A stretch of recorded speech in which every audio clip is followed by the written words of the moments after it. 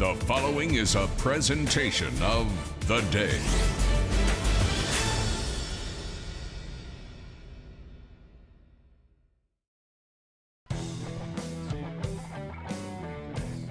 Live from the campus of Waterford High School, it's ECC Lacrosse Championship time. Girls and boys lacrosse championships to be decided tonight in the ECC. Our first one up, East Lyme and Fitch, and all the action will be live on Game Day. Game Day is brought to you by Waterford Dental Health. All that's good begins with a smile, and when you visit our office, your smile is our top priority. Contact them at waterforddentalhealth.com, and you can get the personalized dental care you deserve at waterforddentalhealth.com. Casey O'Neill, and I'm here with the three best syllables in all of lacrosse, Ray Lafort. Ray, thank you for joining us. As always, I look forward to this every year. My lacrosse education continues. And tonight, two teams, a great storyline between them. The number 3 seeded East Lyme. The Vikings are the defending champions. They beat Stonington 16-4 last year. And they're up against a team that you told me is a physically imposing team, and one that should put on quite a good contest tonight. The number 4 seeded Fitch girls, who have lost 3 games by a total of 4 goals all year. So a hyper-competitive team against the defending champion. It should be a good one. Yeah, both teams very strong on the defensive ends. Both goalies are outstanding. A really intriguing matchup tonight with the two young ladies at the draw. I think that Gabby Dimmick, outstanding athlete. I watched her in the Waterford game, and I saw her play a little while back, 2 weeks ago maybe, against Ellington, and she was the best player on the field. Dimmick, outstanding player. Yep, Penelope Lawler will take the draw for East Lyme, Dimmick for Fitch, and we'll get a whistle, and possession will be with the Fitch Falcons. 14-3, Dimmick will have possession, and they will go on the attack first. You mentioned keepers. Brielle Ram is the keeper for East Lyme, and she will be the first keeper tested here today as Dimmick works the ball around the perimeter. I find the scheme of both offenses to be intriguing. They're both facing basically the same defense they employ. So you'll see from both units some kind of a flexed backer zone. So in this scheme, you're going to see a second defender on ball almost all night. Shot sails wide. First look of the game from Lovering goes wide. Possession will stay with Fitch. I think Bethany Lovering brings a real edge to Fitch's offense. She's a natural left-handed player. She's very powerful and gets top side of a lot of her defenders. You'll see she's trying to work and get her stick into the 8-yard plane above the cage. So her strong hand is inside of the cage, and I think she just does a great job at it. Dimmick will take the run here for Fitch, looking for a little bit of space. Good defense, but a whistle on Venkatesh, and it'll stay with Fitch. So Venkatesh is absolutely a tenacious defender. Super aggressive and super agile. She's fun to watch play. Stella Connell back to Lovering. In front, Dimmick, a shot and a save, Ram. So first really good look that time. Dimmick right in front, but Ram was there. Made the stick save. Long outlet pass goes to Knapp. And then losing it. And it'll stay with East Lyme as East Lyme will inbound it with Paletto. So Ram showing some acute ability to drop a dot on another one of her teammates' sticks. She put that ball in the air almost 50 yards. East Lyme with its first possession of the game. And they'll be deliberate and methodical as well. They're looking, and they go up top with it, Lawler.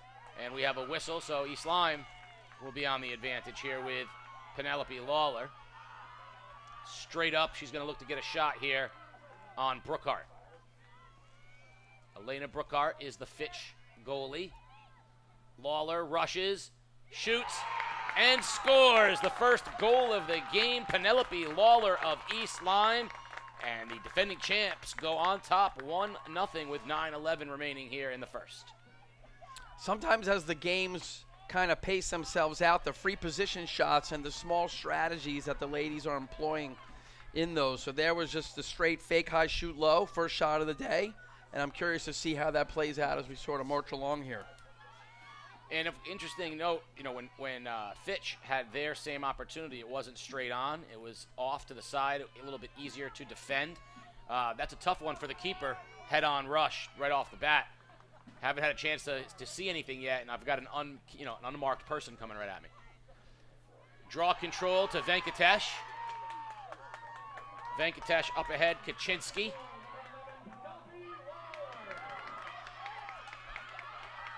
So that was the most contact we've seen so far, and the 3 referees. So you sort of have a college kind of setup today. Most of the high school games in the region are a 2-referee setup. You got a 3-referee setup here for the championship, and the refs are letting them play a little bit, which is sort of exciting. Fitch moving it forward. Connell on the rush, and the Falcons will reset. In the middle, nice look it goes, and quickly responding are the Vikings. Defensively, very quick. Back behind the net. Very good defense on Lovering. And Ram taking her time, and there's the long pass again. That time overshoots Venkatesh. And a loose ball is anybody's 50-50 ball, and it's won by the Falcons. Annie Mazzulli with a really skilled ground ball. She basically goosed the ball to herself and picked it up on the other side of her defender. Outstanding. Callan Keefe up ahead, beautiful pass, and the goal. Cassidy O'Brien on a beautiful pass from Callan Keefe. 2-0 East Lyme. So if this was ice hockey, there would be a second assist there because it clearly comes off the ground ball that was sort of, meticulously goosed around by Mazzulli. So it was beautiful. The ball went down the left wing, 2 passes away, and we have almost a dunk. Yeah, that was beautifully executed by East Lyme. And, we talk all the time about how you see elements of other sports. Right, that's either a really well done fast break or a really well done rush in hockey, but it all starts with the tenacity of winning the ground ball and getting your teammates involved right away. And East Lyme shows it there. Draw control from Lawler. Up ahead to Kaczynski. Kaczynski.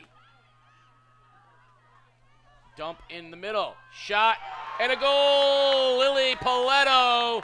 And how about the Vikings landing a right cross on the Falcons to start the game? It's 3-0 with 7:25 remaining. It's such a streaky sport. And if you can endure, I see that, the Fitch just takes a timeout, and that's, 3-0 is sort of where I take my timeouts. I feel like if it races to 5, that I could be in trouble for the night, but 3, with all this time left, all you got to do is win the next possession and kind of get one past the goal, and we're down to 2, and we're kind of playing lacrosse again. It's, very much a game of runs, and the draws are, important, and getting those draw controls obviously allow for, extra possessions. But right now, the timeout, I think the message has to be we're getting outworked a little bit. I know it's one thing you get something funky happens, the penalty results in the first goal. The last 2 possessions have been East Lyme winning 50-50 balls and kind of just outworking. I think that's maybe, in the timeout, let's get back to some reminders of just grinding out every ball. East Lyme's roster, sits at 28 young ladies with 11 seniors. Only 1 freshman's made this team. It's a pretty dense group, and I'm sure the pace that they can go at in practice is pretty fast. So in the last 2 exchanges and the last 2 East Lyme goals, there was really no hesitation with any ball put on anybody's stick. It was sort of a little bit tic-tac-toe to get a shot, at the 8-yard or in closer kind of space. Fitch got here by virtue of a easy win over the number 5 seed Killingly, and then we'll call it the upset because they did beat the #1 seed, Waterford. But you had said, seeing Fitch, that you knew they were every bit the team, and that you warned the Lancers. You have a particularly close relationship with one Lancer, and you said they're good, and Fitch earned their way here playing two good teams, and you know that there's a run coming from the Falcons. East Lyme, and we're going to talk a little bit about that, how records can be deceiving and seeding can be a little deceiving, because East Lyme finished the year under 500 in the regular season, but played in a really robust out-of-conference schedule, which is why it's not surprising that they were able to get here easily with wins over a good Ledger team and a Wheeler team. Now, I think as your eyes kind of get glued onto the ball and where the ball's going, I think the Fitch defender that you want to keep your eye on is Gabby Dimmick. She is basically drawing the assignment in that defensive scheme as the backer. And East Lyme doing a great job of moving the ball fast. Another free position shot. This one was was a stick side hip. Okay. Jessica Knapp with the goal, 4-0, and even off the timeout, East Lyme's rolling. East Lyme is making Gabby Dimmick move on every pass. They're not hesitating with the ball sitting in someone's stick or otherwise dying in someone's stick. The ball is hot, and they're just going to wear her down a little bit if Fitch doesn't get out and sort of disturb some of these passes. That's a lot. I mean, Dimmick, you can see she's doing the draws. She's back defensively. She's on the point offensively, so she's doing a lot of work. At the next level in the collegiate girls game, often now the lady who's doing the draw is becoming a specialist, and she's leaving the field after the possession. And so you have a lot of calories being burned right now by Gabby, just to kind of keep up with the pace of the game. Venkatesh gives it up to Lawler, and East Lyme working it toward the side of the net, now going back behind the net, looking for that cutter.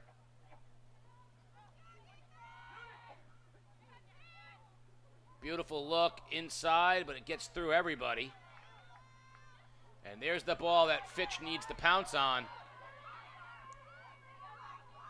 This is that 50-50 ball. Someone's got to earn it. East Lyme doing a great job staying onside on their defensive half. And Fitch did end up with it after all was said and done. Harrington makes a run, and boy, could the Falcons use a goal right now just to make themselves feel good getting on the board.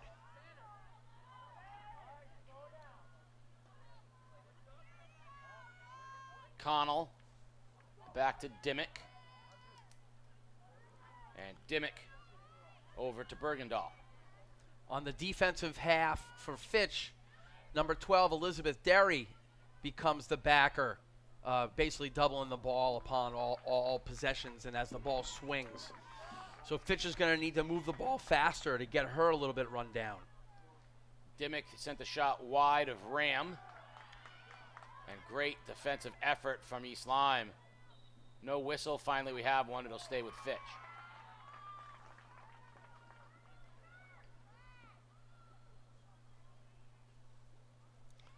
So this is Lovering with the ball, cradling left-handed, playing strong hand, trying to get top side. She does right here. And a beautiful save by Ram. Another stick save by Ram.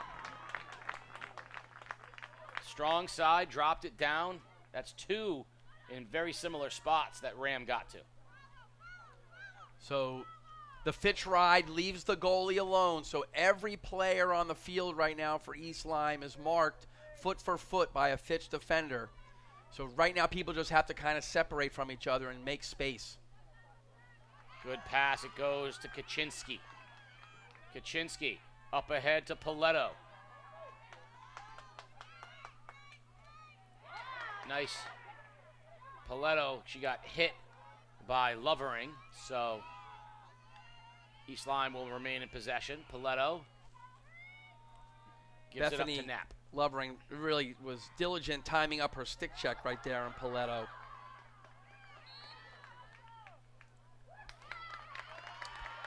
So I was able to watch, I watched a lot more girls college lacrosse this year than ever before. My niece, Montville great Alexis DeLucia, graduated from Southern New Hampshire as the all-time career leader, 3-time single-season leader in draw controls, and finished second in the entire country in draw controls. And she was a draw, specialist that got moved out because of her ability to get draw controls.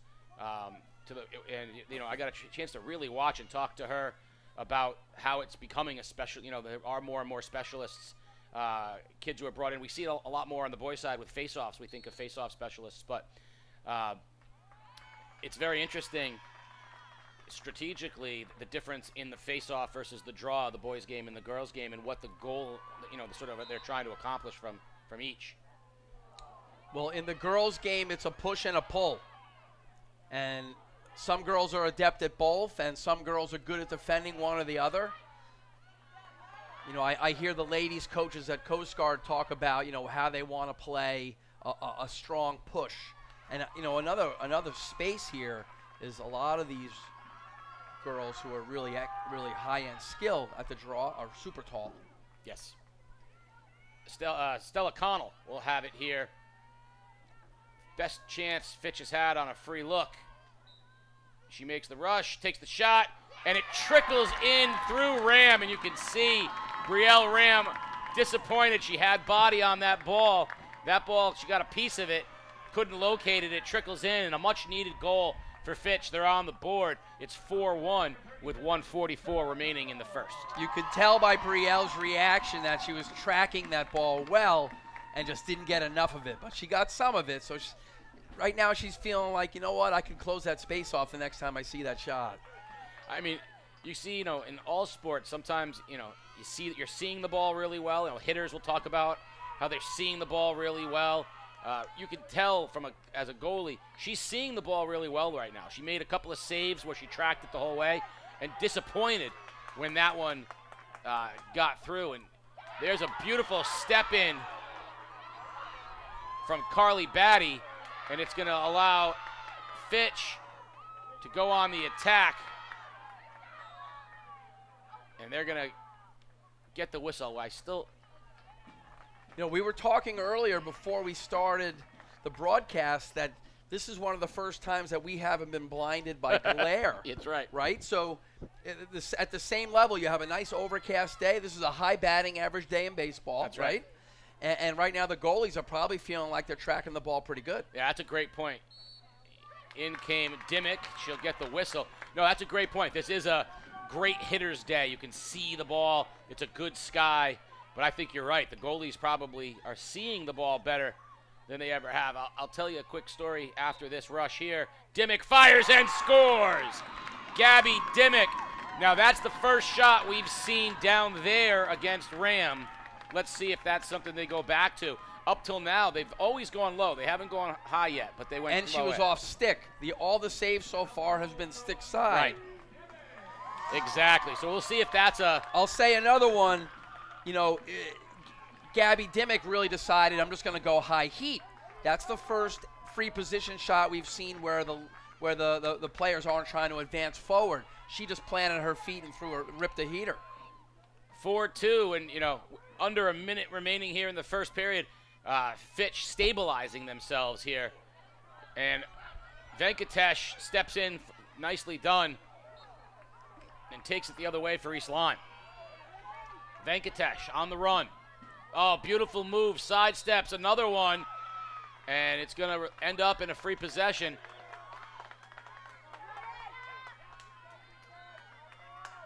Venkatesh straight on with Brookhart.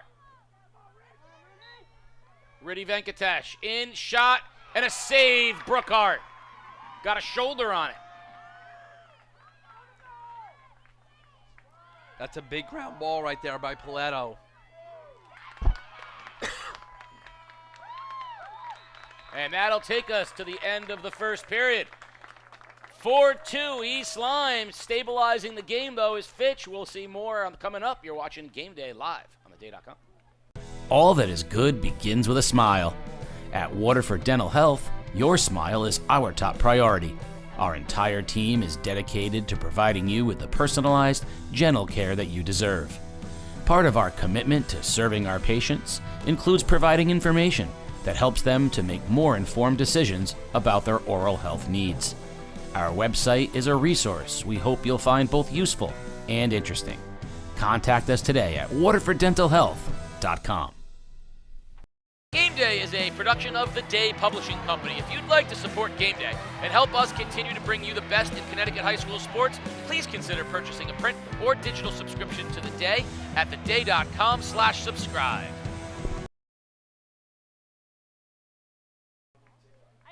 Second period about to start here. Second quarter, 4-2. East Lyme on top. They went up 4-0. Fitch came back with 2 goals of their own. Casey O'Neill along with Ray LaFortin.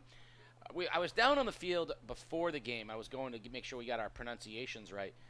And it's funny. The Lacrosse goal looks bigger up here than it did to me when I got down there. When I got down there, I said, wow, the goal doesn't look as big as I thought it was. It looks pretty tiny. Like, how does anyone score? And then I remembered my time in goal with a game day challenge where I faced the East Lyme boys. And I remember thinking, it feels like a soccer goal. It felt like it was giant. So, you know, when you're down there, is the goalie in the college game? Is the goalie getting bigger, more athletic? Are goalies of a certain size as we move on? I would say this year at Coast Guard we faced a Nichols team, and their goalie was 6'3". Wow. And it felt like there was nothing to shoot at. Right. You know, and even I know in the world of hockey, you know, the butterfly goalie and the hockey goalie pads eat up a lot of the cage. So in hockey, you're playing for a rebound. But here you're trying to move the goalie, just kind of get him or her to kind of go one way and then shoot opposite really quick, kind of reroute the ball. And I think generally goalies are either really good low or really good high, but not that many are really good in both spaces. And the book gets out on them quickly, I'm sure, as teams, as we live in a modern world where tape is available instantly, video available instantly. There's no more secrets. Draw control 1, East Lyme on the attack right off the bat, looking for a quick goal to start the second. The shot, beautiful save made by Brookart. Knapp had a good look. And another ground ball picked up by Paletto. She picks up the ball quickly, and she reroutes the ball quickly, so before the defense is back settled, East Lyme already has the ball moved twice.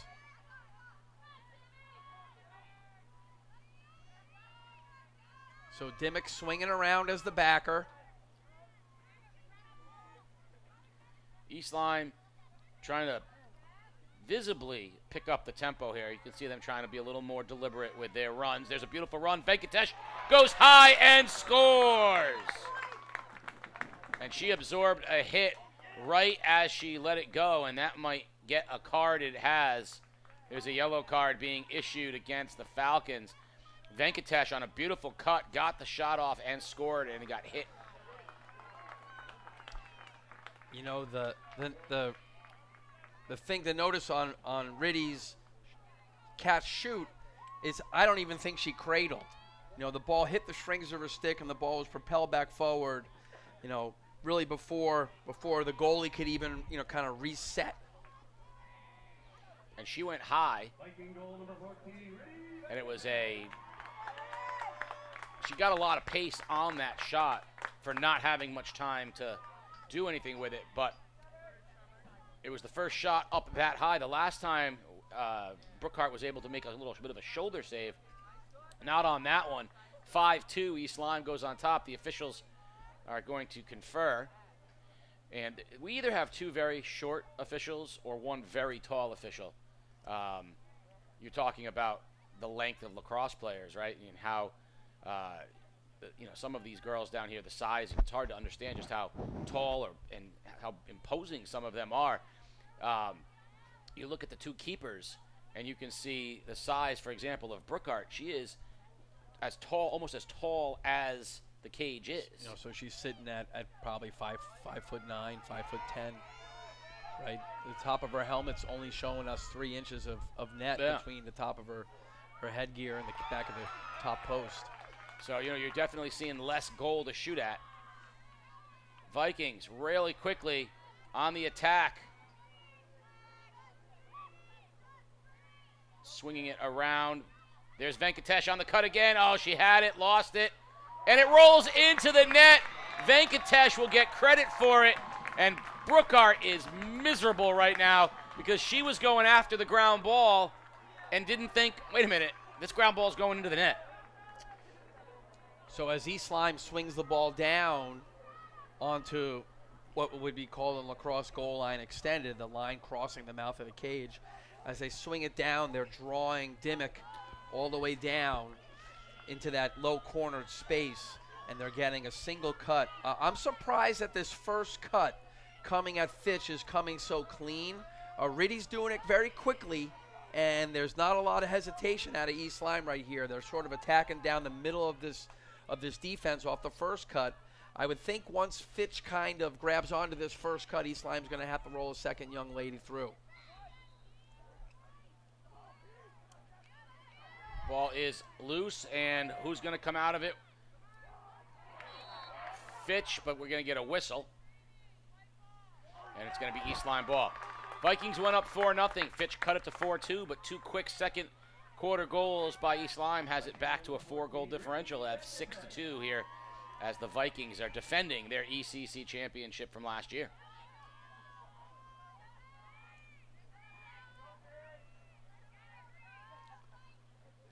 So now Fitch is sort of out of the backer as they're down a lady still with the yellow card. Behind the net.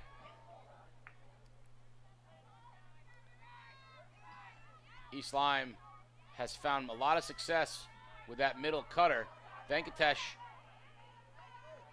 maintains possession and now gives it up. O'Brien puts it around and it will swing back to Paletto. Paletto, who has done such great work for the Vikings, and I would say what's mostly a only noticed by coaches and parents role thus far. Well, she's got about 3 ground balls, so I mean those play out to be straight up possessions. But those are the kinds of things that are only noticed by, coaches, parents, and aficionados. Right there, however, Lily said, "Let me score one, and then I can, you can talk about my scoring proficiency as well." So Paletto, who has done a little bit of everything thus far for East Lyme, tacks on another one, and it's back up to 7-2, a 5-goal lead for the Vikings. So East Lyme finds Paletto cutting left-handed off that right side pipe. She was basically the unguarded player due to the yellow card. Elena Brookhart almost comes out of the cage to intercept it, and it seems like she just got a little bit cautious and jumped back in the net and allowed Lily to kind of secure the ball and throw a head fake and then get off a shot pretty clean.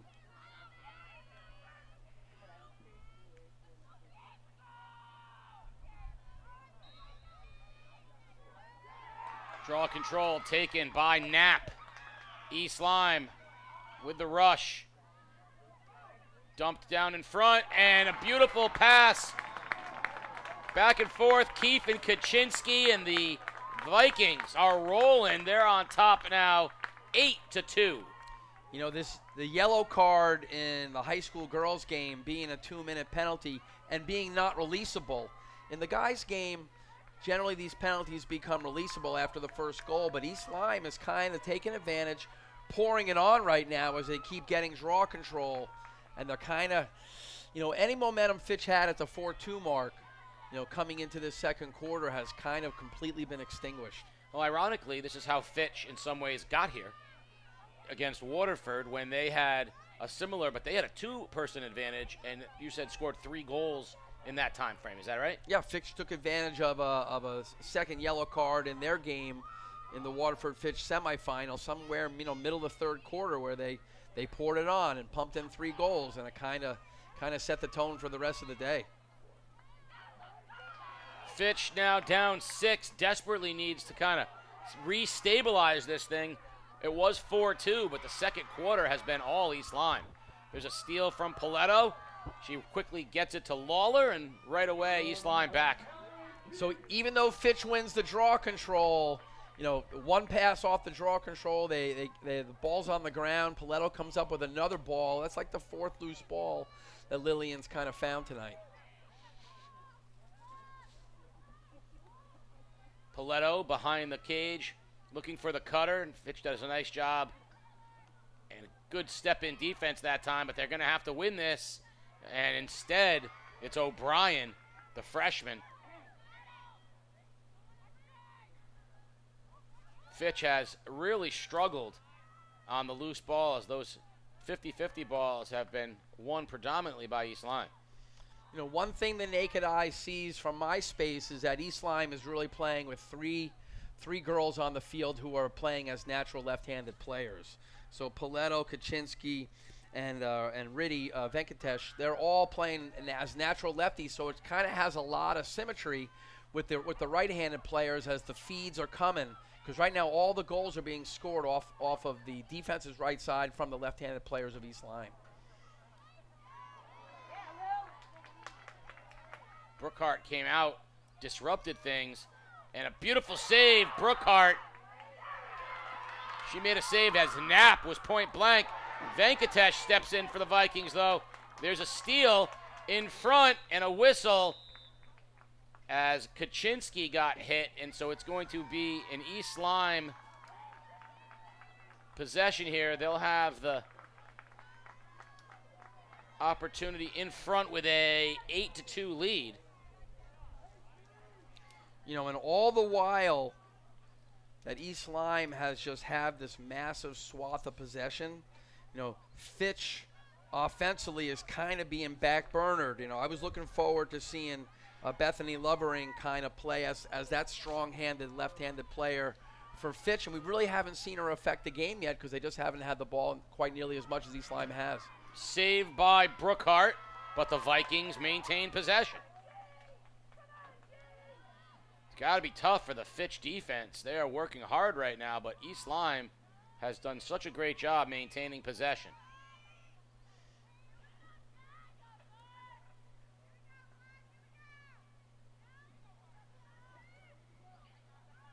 Good defense. Fitch forcing them out wider. There's Knapp into the middle. Beautiful passing from the Vikings. And a steal. And the Vikings take right back. So Fitch just can't seem to mount any sort of offense because they can't get any possession. Well, that was a huge ground ball by Cassidy O'Brien. She just, you know, came out of it like a bullet out of a gun. You know, does a great job pulling away and then retaining possession for East Lyme. Yeah, this second period is ticking away, and a beautiful save made by Brookhart. I don't know where I don't even know if she saw it, but she saved it.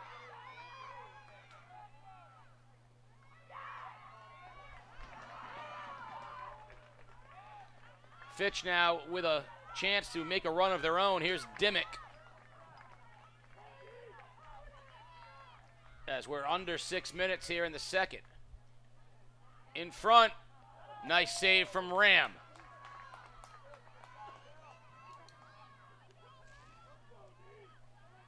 Falcons will slow it down, get themselves set,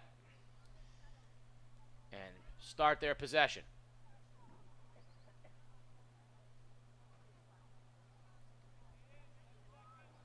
And a little more methodical than we're used to, I think. I think they're trying to maybe set a piece up, sort of like a soccer corner.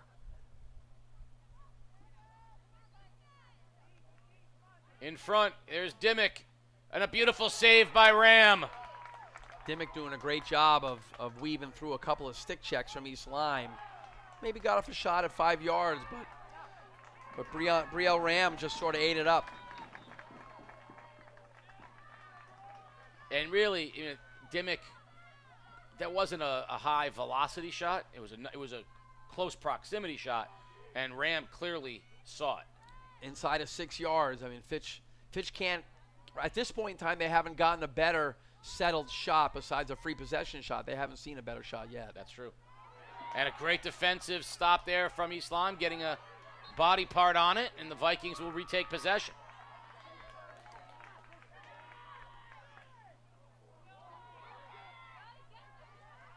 Knapp picks up the ground ball, and East Lyme heading in the other direction. There goes Paletto. Long pass ahead to O'Brien. And back up top. East Lyme moving it around. Romanowitz in front. So right now, East Lyme was sort of a second midfield in the game. I see Morgan Romanowitz right now playing midfield. Dimmick, middle of the field with a lot of running room ahead of her. There goes Dimmick. Annie Mazzulli doing a great job of running into the hole and kind of getting the ball settled and forcing Fitch to kind of back it back out.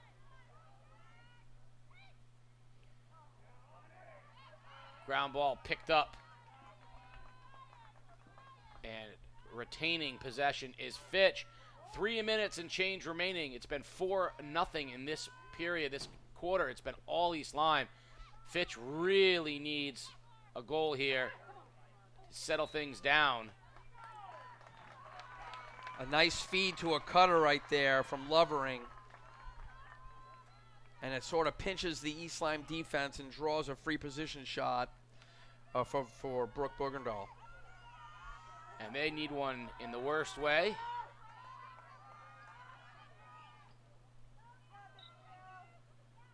In front, shot, and a goal! So Brooke goes high to high there on the sprint to the mouth of the cage. A little fake, but kind of went high to high. And that's a much-needed goal. Makes it 8-3 with 2:34 remaining. Brooke Bergendahl beats Ram on the free possession as the Bacon Academy boys are making their way into the facility now. On the far side, they're, of course, going to be in the championship game against East Lyme, as both of East Lyme girls and boys with a chance to sweep it. They had the same chance last year, but Stonington upset or beat the East Lyme boys. This year it'll be Bacon Academy taking their crack at the East Lyme team, as here it is 8-3 East Lyme in the second quarter. And the draw goes up, and it is loose. Whistle, so it'll stay with the Falcons, and Falcons quickly transitioning. There's Bergendahl again. And maintaining possession with Goodwin. Fitch switching up who's taking the draw on this past win, and they won it forward. We had Bethany Lovering taking it with a kind of a different technique than Gabby Dimmick was using in the past couple of draws. So that's maybe a kind of a trend we're going to see with Lovering taking the draw at this point forward. Good hustle from Harrington. Falcons maintain possession under 2 minutes. And if the Falcons could get one more before the end of the half, that would be a huge boost for them. All the way in, and a shot sails high from Lovering. So that's the first shot that Lovering got all the way topside, and she got over the top of Eliza Derry, the backer for East Lyme. That's the first time I've seen that tonight, and that was a pretty powerful move. 1:20 here remaining in the first half. We're in quarter number 2. Falcons down 8-3. Seeing if they can get one more in here before half. Beautiful look and a very stout save made by Ram. Saw that one all the way and very confidently brought it in. 53 seconds remaining. The Vikings, who can transition so quickly. Fitch trying to stop that transition now. But the Vikings have it and have a final possession. You know, it's always intriguing that teams grow as the season moves on, and I think East Lyme's probably playing their best lacrosse of the season right now. They're doing a lot of things that I didn't see a couple of weeks ago. They're moving the ball a little bit quicker, and they're definitely better right now as a unit in transition. Great stop made by Brookhart, but we have another yellow. So the referees call Paletto for a dangerous shot on the follow-through, so she's been sent off the field. 20 seconds remaining in the half. So East Lyme swapping out middies right now as you have a dead ball. Fitch is going to try to get this ball to Dimmick. There it is. Dimmick, long pass, beautifully done to Connell. Rush made. Oh, off the post. Lovering hit the post. Dimmick spins, and we get a whistle with as time expires. But I think the officials are going to give a little bit of time on the clock here. Lovering had a shot that beat Ram, but went off the post. 2 seconds on the clock. Dimmick's going to get this and rip it. Shot, and it bounces over the top of Ram, and that's going to take us to the half as East Lyme staves off the late Fitch attempt to keep a 5-goal lead. We are at halftime, 8-3. East Lyme on top of Fitch. We'll be back with second half action. On the other side, you're watching Game Day live on theday.com. All that is good begins with a smile. At Waterford Dental Health, your smile is our top priority. Our entire team is dedicated to providing you with the personalized, gentle care that you deserve. Part of our commitment to serving our patients includes providing information that helps them to make more informed decisions about their oral health needs. Our website is a resource we hope you'll find both useful and interesting. Contact us today at waterforddentalhealth.com. It's time for Game Day's Grade 8 Plays of the Week. At number 8, Montville Lacrosse's Kylie Sprang with her 100th career goal and the nifty shovel shot. At number 7, how about some love for the long stick? Spencer Kennedy, East Lyme Lacrosse with the laser goal. At number 6, time for some boys volleyball over at NFA. Keegan Johnson, the outside hitter, gets the nice set and gets the kill. At number 5, Joel Barros, NFA track with the 6'2" high jump. Tying his PR, he's ranked first in the ECCs and 8th in Connecticut. At number 4, NFA's Randy Jimenez. You think you got him picked off? No, look at the Jets. He steals home versus Old Saybrook. At number 3, Dom Zuliani. Fitch baseball with the walk-off against East Lyme. Falcons win 5-4, and Zuliani, oh yeah, he pitched 3 scoreless innings of relief. Celebrate Falcons on the home turf. At number 2, speaking of walk-offs, how about Connor Doyle of NFA capping a 7-0 comeback versus Waterford on senior night. NFA wins 8-7. That's my brother. Look at them celebrate on senior night. Nothing better. But your number 1 play or plays of the week, Bacon Academy, it was a Topher Tuesday. Christopher Lesignan with the bomb.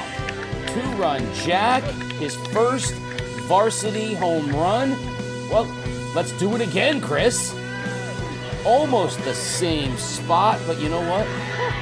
Lesignan wasn't done. 3-peat, the grand slam. 3 home runs. Bacon Academy eventually walks it off, beating Stonington 12-11. Those are your grade 8 plays of the week. Send in yours, and maybe you can make next week's grade 8. Here at Game Day, we're proud to bring you unrivaled video coverage of local high school sports, all of it free for you to watch. These videos are not free for us to produce them. If you'd like to ensure that we can keep covering your school and your teams, there's a few ways that you can support us. Go over to patreon.com/theday and sign up to make a small recurring contribution. Think of it as a tip to the Game Day crew for what they do. Want to show your support in a more visible way? Hit up our merch store and pick up some Game Day gear in your school colors. Our camera operators are always looking for those shirts and hoodies in the crowd, and you may see yourself on our next live stream.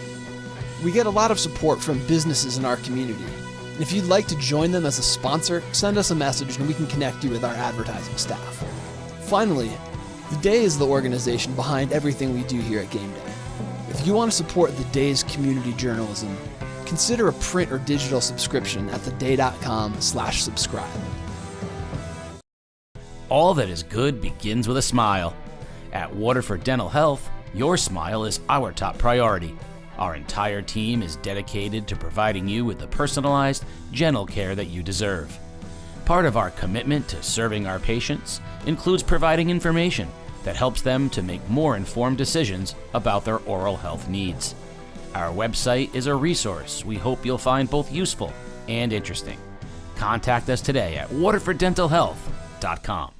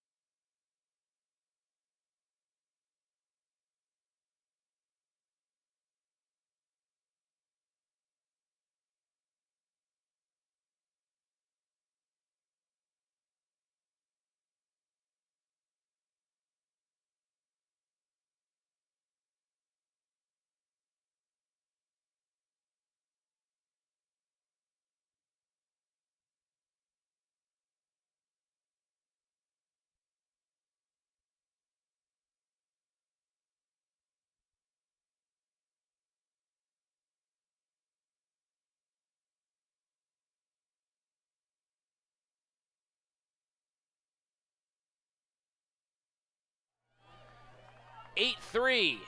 East Lyme on top of Fitch as we're about to start the second half. Casey O'Neill and Ray Lafort. And Ray, what were your impressions of the first half overall of what you saw from the two teams?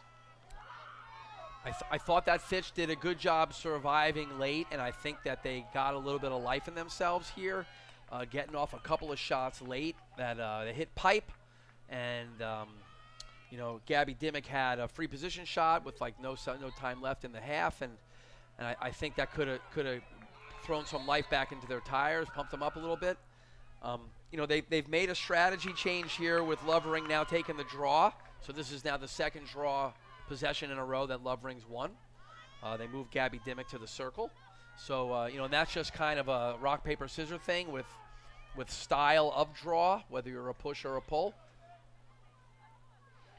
Dimmick had it. Nice job, whistle, and we'll have a free possession here for Fitch. And early here in the third quarter, this would be a big, if they can get it to 8-4, that's the closest they've been in a while. So Dimmick.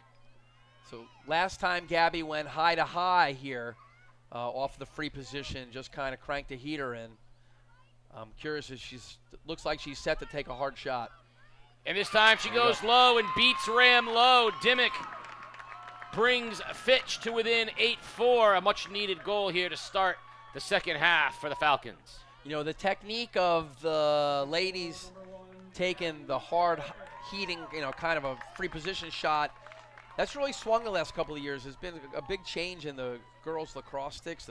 They clearly have a higher pocket now, and they have more hold. And I think a lot of girls are going to the technique of taking the hard set shot off the free position rather than the traditional run-up. We talked before a little bit. Fitch comes in at 14-3, having only lost the 3 games by a total of 4 goals. They split with East Lyme, winning 11-9 and losing 10-8 during the season. East Lyme, the higher seed, has a sub-500 record. They're 8-9, and the reason for that is that East Lyme challenged themselves with 6 games out of the conference against some of the elite lacrosse teams in the state of Connecticut. So they're playing their best lacrosse. Is not a coincidence. It's, in fact, getting back into the ECC, having played at some of the great teams from around the state. And now, their level of lacrosse, probably the highest of the season for them right now. So I like this strategy change for Fitch. They've decided that they're going to press out and play the ball past the 12-meter mark. So they're way out pressuring the ball. And a second ago, they were not only out on ball, but they were out on the girl on the right and the left. So this is interesting now. East Lyme's kind of seeing a little different look now. And even behind the cage, right there, Samantha Knauer kind of presses out and is really kind of extending the pressure on the ball. There's Paletto and Kaczynski. Venkatesh, East Lyme being methodical. Venkatesh looking for a little opening, but shut off nicely by Bergendahl. And Venkatesh comes up with it, and a block, stick block by Fitch, and it comes to Lovering. So the change in style of defense for Fitch has kind of forced East Lyme to have to now dodge from the perimeter, whereas the majority of their goals in the first half, and there's Lovering unleashing a left-handed heater low and away. And she beats Ram and cuts the lead to 3. Now give Lovering credit. Lovering wins the ground ball off of the nice the block from Fitch. She's got Dimmick running even where they're forcing East Lyme to sort of make a decision. The defender from East Lyme stayed with Lovering, but Lovering kind of had that leverage and just took her right to where she wanted to go and got off a really good shot. She just had kind of that space, and her strong hand, her left-hand side of her stick, had a nice space to follow through on the shot. She weaved back, and I think, that kind of up and down, coast-to-coast goal right there by Fitch, that started on the defensive half with a little more on-ball pressure, forced East Lyme to dodge. They weren't kind of set. I think this is a great timeout right now by Coach Schneider, right, to kind of get the girls off their heels and back on their toes. And I think Fitch right now probably feels like in their huddle that they're back in it for sure. Yeah, I mean, this is the closest they've been since it was 4-2 to end the first quarter. I'll be very interested to see what Coach Schneider does, assuming, that Fitch is going to repeat that pressure, what they're going to make the change. The great thing about sports is the adjustment to the adjustment to the adjustment. So let's see what East Lyme's adjustment is to the new Fitch approach of pressure. Of course, those of you watching right now, you're going to want to stick with us. A scheduled 7:30 face-off for the Bacon Academy Bobcats and the East Lyme Vikings. The boys lacrosse championship scheduled for 7:30 here tonight at Waterford High School.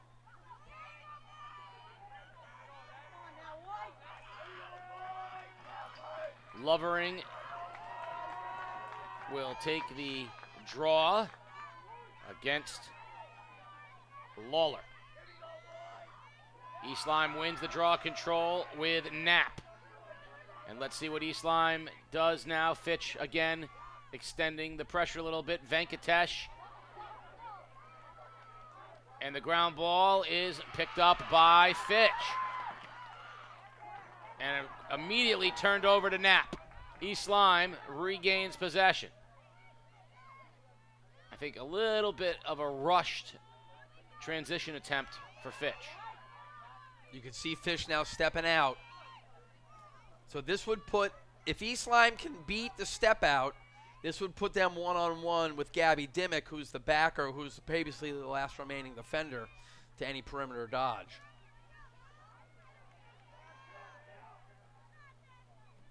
All right, because here comes the first East Lyme cut.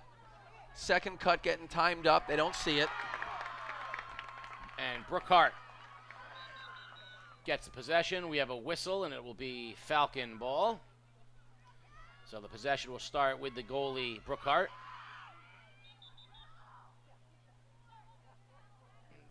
They are telling Callan Keefe to give a little space. Well, off the dead ball, you have to give 5 yards. Good passing by the Falcons. Up ahead to Connell. And we're going to get a whistle. A little stick contact will give Connell the possession for the Falcons. It's at the 12-meter mark, and it wasn't in the act of shooting, so it's kind of just as settled now. Connell back to Dimmick. And now Lovering. Lovering looking for space, try to get it to Dimmick. Ground ball ends up in front, and a beautiful job by Ram to come out and get that one from the goal. Nice outlet to Venkatesh. Allows for a quick transition for East Lyme. There's Paletto, uncharacteristically lost it, but picked it right back up. And we're going to get a whistle as Paletto and Lovering ran right into each other, and they're going to call Lovering with the contact. Paletto felt that. You know, that ball came off a scramble, and a whole bunch of people just sort of fell down.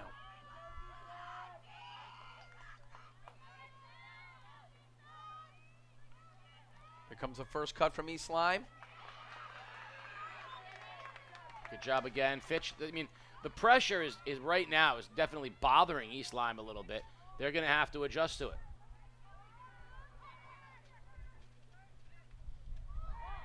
Venkatesh picks it up.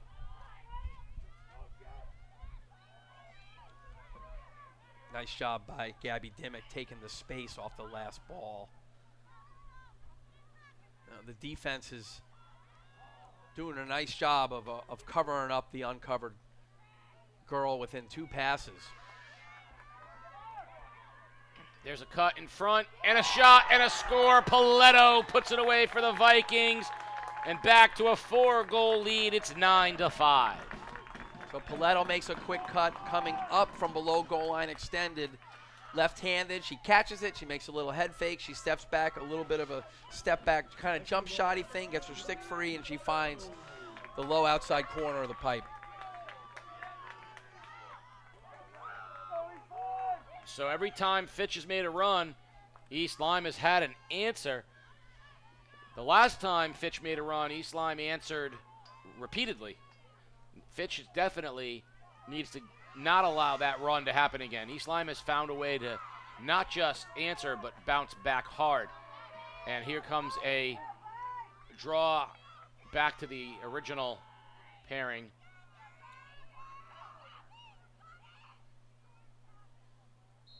So back to Dimmick and Lawler. And East Lyme will have control. Knapp.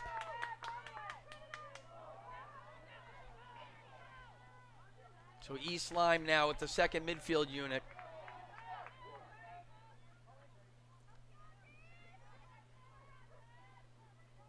I really feel like by being able to play both midfield units, I think their players have more legs and they have more people involved. I think it's a real advantage.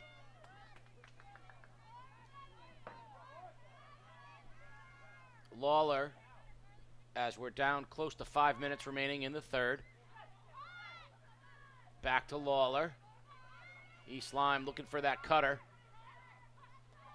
And up atop Knapp now.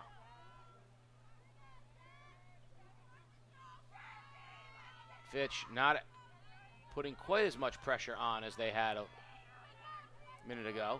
Easing up. There we go. There was that rush we saw up top. There's the cutter, and it goes behind Keefe.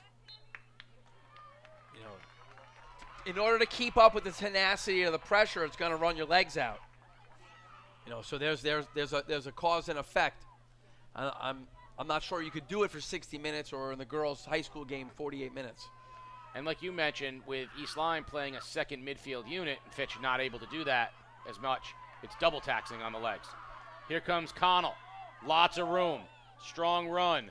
Looking for Lovering. Picked up on the far side by Goodwin. Falcons with possession. 4 minutes remaining. They trail by 4 here in the third. So now Fitch looking to run a set of cutters of their own through the East linebacker zone.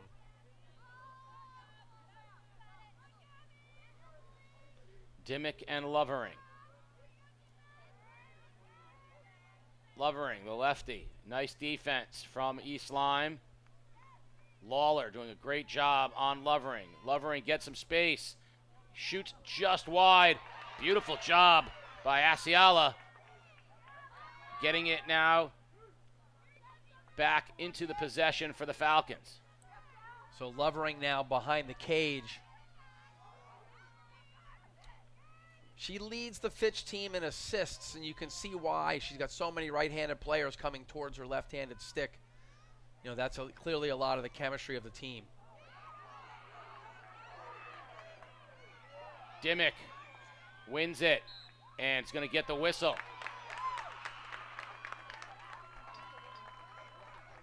Gabby Dimmick, just under 3 minutes remaining here in the third.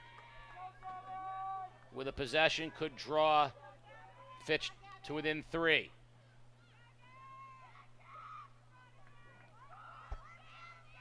We've seen her launch the heater from here. She does it again, goes low and scores. Beats Ram low, 9-6 East Lyme. I would say, you know, the naked eye just sees a goal, but I see a left-handed goal. The referee moved Gabby Dimmick further to the right on the 8-meter mark, and that sort of reduces the angle for a right-handed shooter, so she switched to left-handed. Instead of going high heat, she sort of goes with a change-up, low and away off a bounce shot. You know, I think, you know, not only is she displaying a lot of skill, but she's also displaying, you know, a high lacrosse IQ, knowing that she doesn't have as much heat off her left side. She throws a change-up at the goalie, gets the goalie to drop, and the ball goes over the goalie's stick. 9-6. I mean, Fitch has certainly stabilized the game. I think we are now, both teams have kind of figured each other out here. But can Fitch overcome that 6-goal deficit? They've got it to 3. Dimmick and Knapp and Venkatesh with the draw control for East Lyme. Venkatesh dumps it down. Nice job, though. Brookhart stepped in, used the body to make the save and the stick. Now transitioning the other way. Bergendahl. Dimmick. Halal now, and we're going to get the whistle. Fitch will have possession. If they could ever get this to 2 here in the third period, I think it would go a long way psychologically for the Falcons. They haven't been this close since it was 4-2. You'd like to get off a shot before Fitch gets or East Lyme gets their defense settled, and they turn it over quick. Ooh, they're going to get, let's see.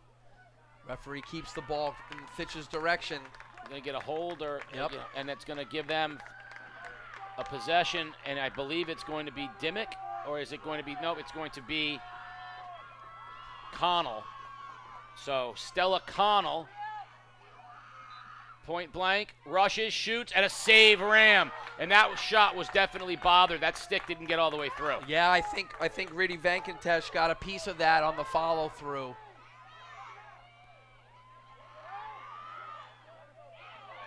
Ram gets it out.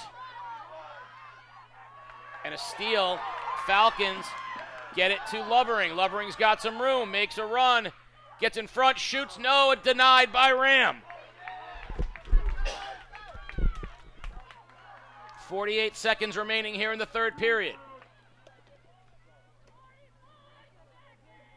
Fitch down 3. Would love to get this to 2. Connell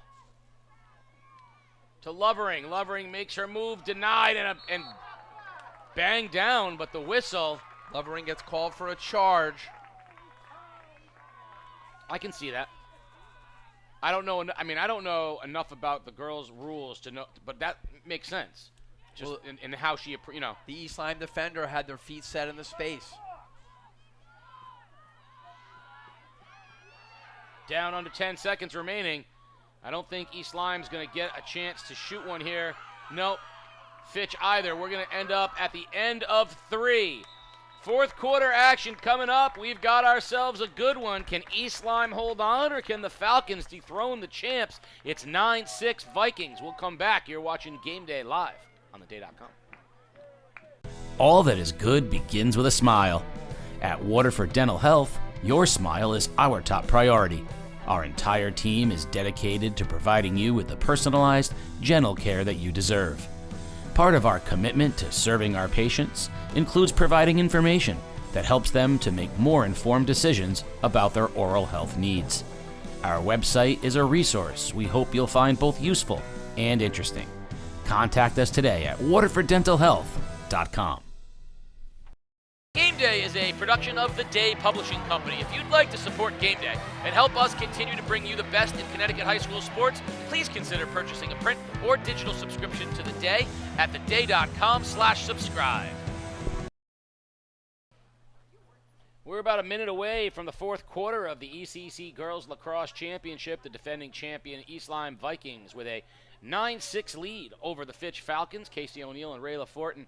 In that third period, Fitch made an adjustment at halftime. They came out with a defensive change. Talk a little bit about the pressure and what you saw and how it affected East Lyme. Yeah, so, Fitch comes out to start the half, and their pressure is extended. Instead of sitting back on the 12-meter mark with the backer behind you on the 8, they chose to move the backer up a little bit, but really move the pressure up to wherever the ball was. So whoever was handling the ball in the third quarter for East Lyme was dealing with more pressure, had to show some more right-left kind of dodge and wiggle, and all of a sudden I think people just got uneasy. I think originally it put them on their heels, and Coach Schneider took a timeout and got them settled back, but I think we only saw one goal from East Lyme in the quarter. So clearly, Tom Brady completes a lot of passes versus no pressure. You get four-man pressure on Tom Brady with good zone defense, and things get harder. I think not having to sell out and have pressure everywhere, but having it only on the ball and the adjacents has really helped Fitch kind of keep this thing tight. Fitch is a shot or two away right here of getting this thing seriously close. They've had a couple of close ones. Lovering has started to dial in a little bit. She drew it, was called for a charge a little while ago towards the end of the third quarter, but now this thing is sort of heightened. Draw to start the fourth quarter. Dimmick. And Dimmick is going to earn possession. They're going to call it on Lawler.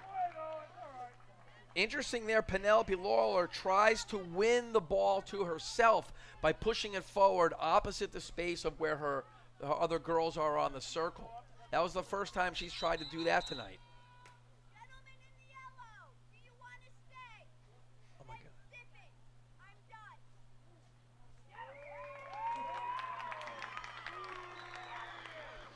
If any of you had any problems at home hearing that, that was an official letting someone know that their time for chirping has come to an end.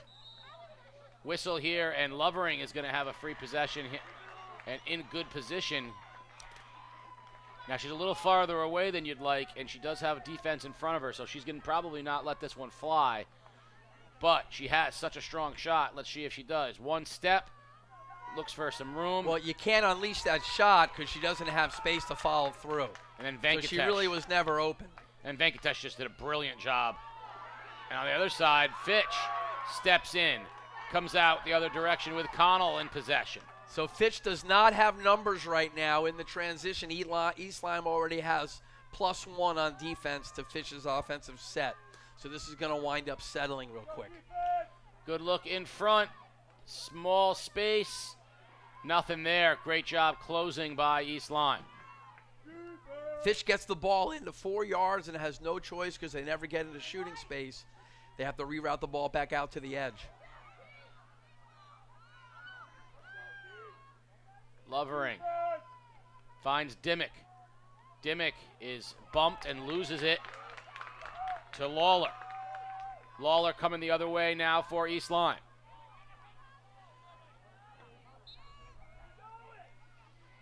Long Penelope, run. yeah, she's coast to coast right now. That's going to take the wind out of her, though. Oof. East Lyme would help her out if they could hold on to this a little bit or score. Paletto. Behind the cage it goes to Keefe.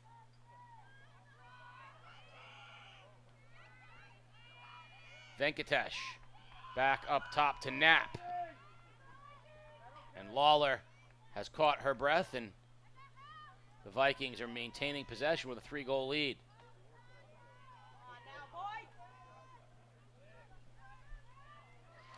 Venkatesh, that one gets through her. Ground ball, though, scooped up nicely.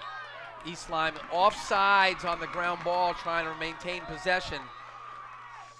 You could see Lawler doing everything she could to get back before the ball was advanced back forward.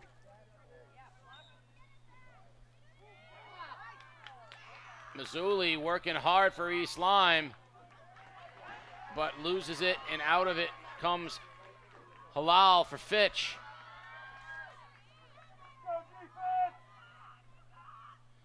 Falcons trying to get it to within 2 as they trail 9-6.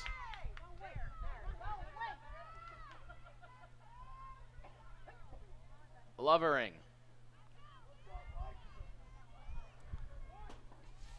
Talking with Dimmick, kind of setting up where everybody should be. Well, she really likes Gabby Dimmick off her left shoulder, where Gabby can time up a cut, which kind of compresses the defense, and that gives Lovering kind of a space to dodge into. Lawler gets the whistle. Lovering will have the possession. Same spot, though. Not really a scoring spot unless she can get one off very quickly. She's about 20 away. Tries to get some space, fires, and there's Ram with the save. And a nice transition right out to Lawler. You know, the stat sheet shows that as a shot, but I show that as a turnover. The shot was just too far out, and when a goalie catches a ball and reroutes it as fast as Ram did, just in and out, you know that she wasn't really challenged. East Lyme with the possession, 7:30 remaining, and a whistle against East Lyme. O'Brien, so coming out of it now is Fitch. Good job by Paletto of East Lyme, though, causing a little bit of disruption. Good look into the middle of the field. Here come the Falcons. Connell, can she get there first? Who's going to get there? It's going to be Lovering. Lovering can't keep it on her stick, though. And it's going to stay with the Falcons. Lovering doing battle with Lily Brush. Connell. In front, shot, and a save, Ram! Tremendous save by Brielle. Sees it high to high. You can just tell on her arc, she had that whole thing kind of sized up. Fitch has not shot off stick in probably the last 5 shots. Realistically, down 3 goals, with how much time do you start feeling a little bit of urgency beyond the norm? 3 minutes.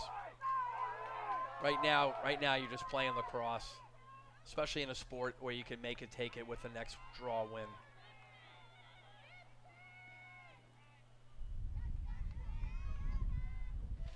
Is there a shot clock in college lacrosse? Yeah, 90 seconds for the ladies. Have they talked about that being brought to high school, like we finally got with basketball? You know, a lot of the teams in Maryland and a lot of the teams on Long Island are playing by the college rules. You know, a lot of these facilities would have to swing. I don't see here at Waterford a shot clock. Paletto, big goal for Lily Paletto, and it puts East Lyme up 4. A little breathing room, under 6 minutes. Big goal for the Vikings. You could see in the last phase of up and down that the Fitch midfield has kind of needs a break and has lost their legs a little bit to get back and forth. You know, this might be where in the space where taking a couple of runs off the middies early by East Lyme is kind of stretching the game out a little bit for them. Right, so East Lyme, both their girls right now are on the opposite side of the swipe. Dimmick's pulling her girls on the circle back into that space where Lawler tried to win it last time.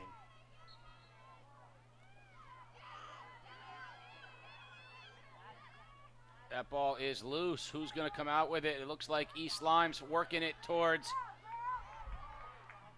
Romanowitz, and it does end up on her stick. Romanowitz gets it for the Vikings. East Lyme all night being outstanding with the ball on the ground.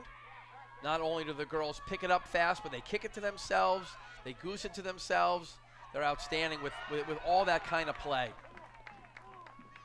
Dimmick caused the turnover, and Falcons will be coming the other direction now.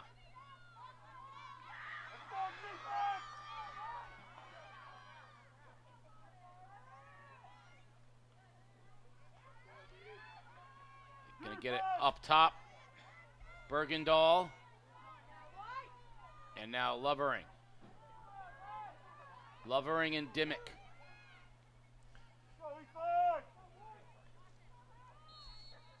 And a whistle.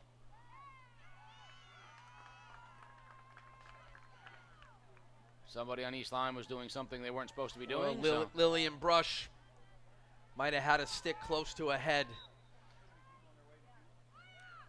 Lovering, 3 there Vikings again. Hit her. But I think they'll take shots at her out there because this is not a real dangerous spot for the keeper. Ram sees the ball really well at this distance. And a beautiful step-in steal from Mazzulli.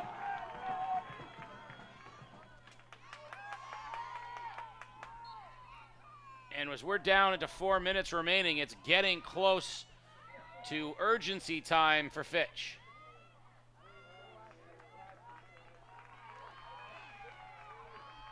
So Paletto just taking her time right now. There's absolutely no rush. Paletto with what might be the exclamation point. Back to a 5-goal lead. It's 11-6.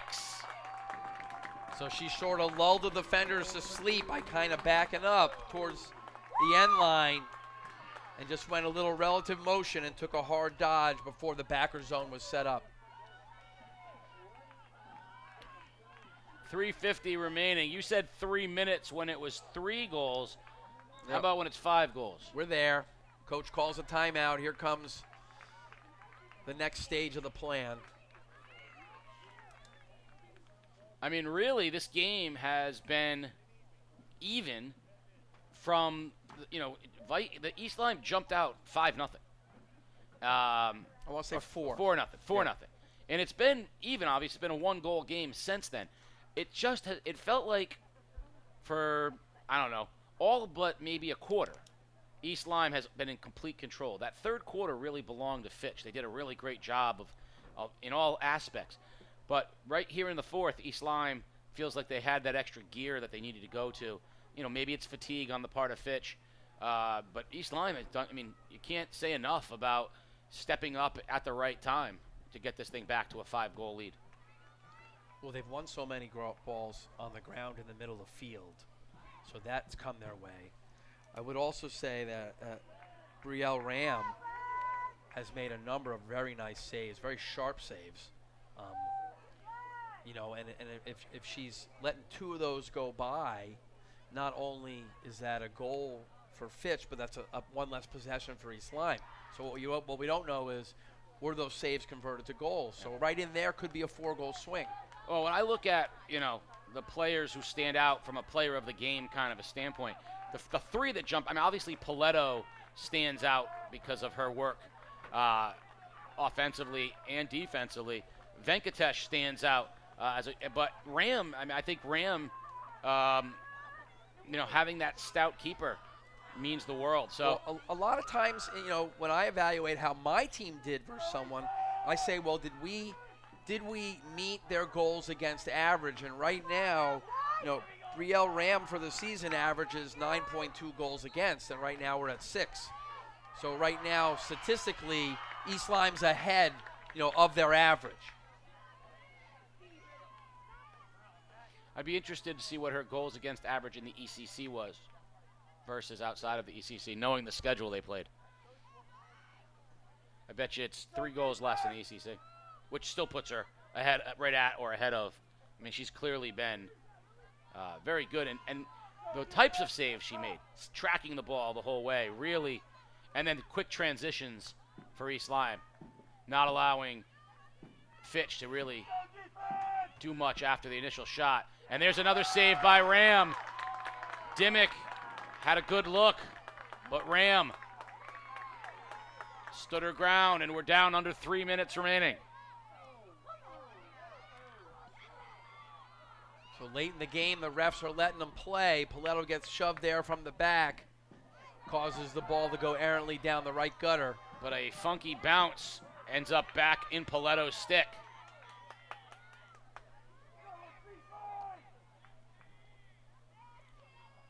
So Fitch now is full in the mode of doubling the ball and trying to roll the ball carrier back into a double team.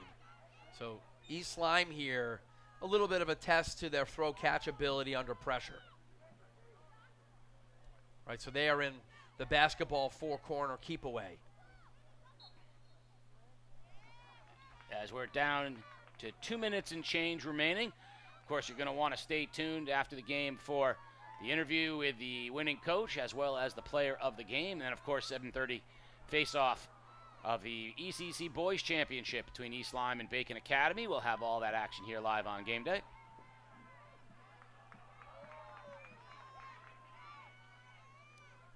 The Vikings looking to defend their ECC championship. Last year, it was easy, 16-4 over Stonington. Not as many goals either way this year, but everything they have needed to do, they have done. And the Vikings are 90 seconds away from another championship.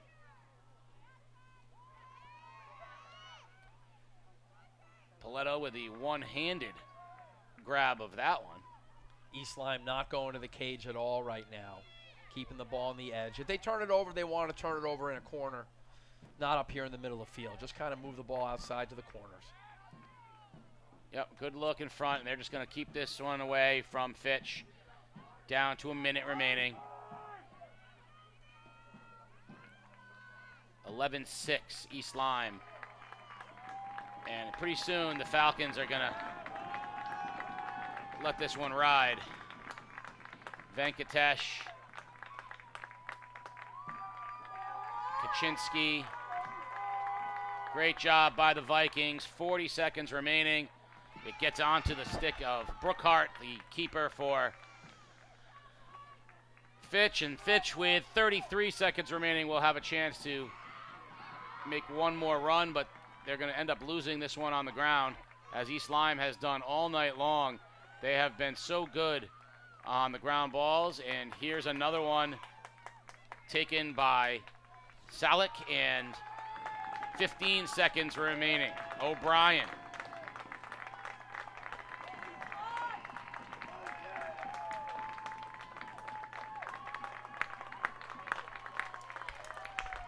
And there is your buzzer.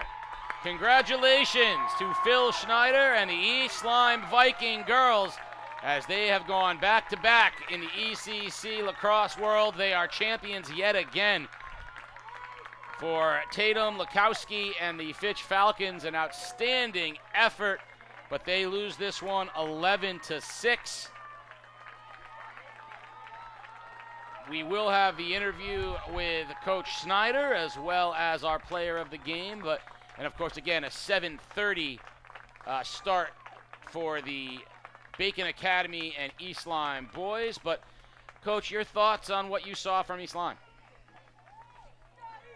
Early, they come out with a lot of energy and they push the ball forward and they get out to 4-0. So early it appears, East Lyme's going to turn us into a track meet. But my brain swings late. I just think the goalie play, or Brielle Ram late, in the fourth quarter, any opportunity Fitch had to get something going, Brielle just kind of turned back.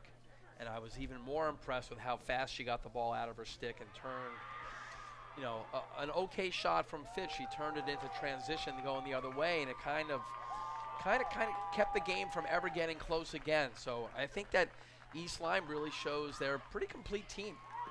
Well, that win puts them over 500 for the year, and yet they're ECC champions and playing the best lacrosse of the year as they head into state play coming up.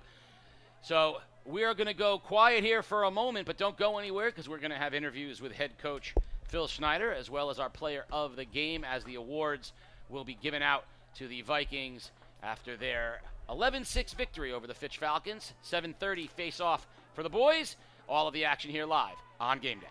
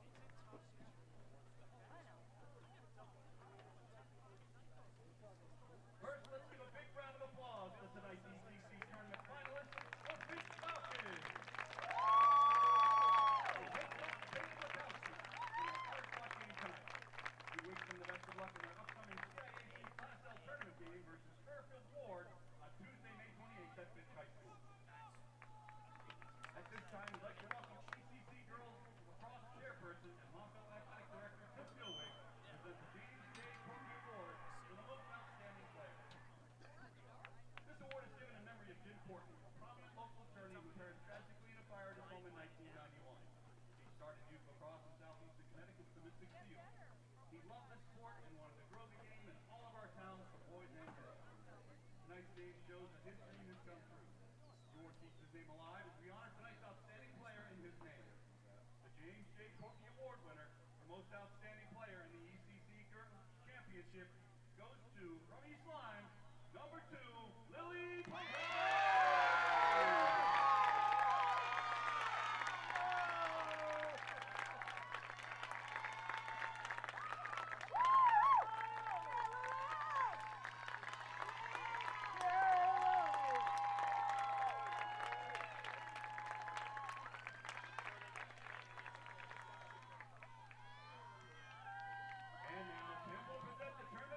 Your Eastern Connecticut Conference Girls Lacrosse Tournament Champions, head coach Phil Snyder and the East Lyme Vikings.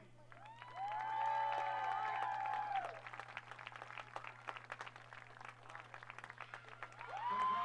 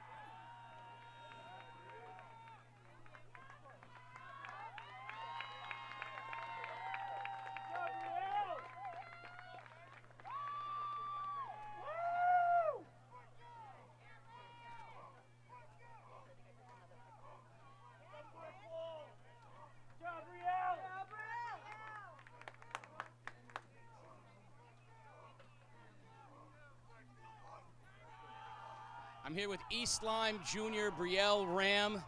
You know, all game you have to play masked up in the goal. Mask comes off, championship won. Just talk a little bit about how good this one feels. I mean, like, it's amazing. This team has gone through so much this year. We've had so many injuries on this team, and we knew we earned it. We worked so hard for this, so it feels great. You know, it was a Fitch team that you've had battles with this year, very competitive. You knew that they were going to bring it. Early on, you guys jumped off to a really big start. They kept making runs at you. You kept making runs. What did you see from your spot back there, from your defense, which, you know, did such a great job for you? I think, like, Coach told us what to do, and we did it really well, like, on all aspects. I think it was awesome. We really played together. We had, like, a few huge time, like, stops, which was amazing. You seem to really track the ball very well tonight. You were very stout, but also your saves, you seem to see the ball really well. Was it the conditions tonight, or were you just in one of those zones where everything, you know, felt a little bit okay? Just that kind of mood, but I knew I had to, like, everyone had to show up tonight, so I kind of had to lock in, as Coach says. So now you look, with all the equipment on, you look much bigger in goal now that I'm standing next to you. I joked beforehand that it's great to have a goalie named Ram. You know, like, it's great, but you were, and your defense were Ram tough tonight. Oh, yeah. Talk a little bit about what this championship means, you know, looking back over the past few years, and then what the goal is moving forward.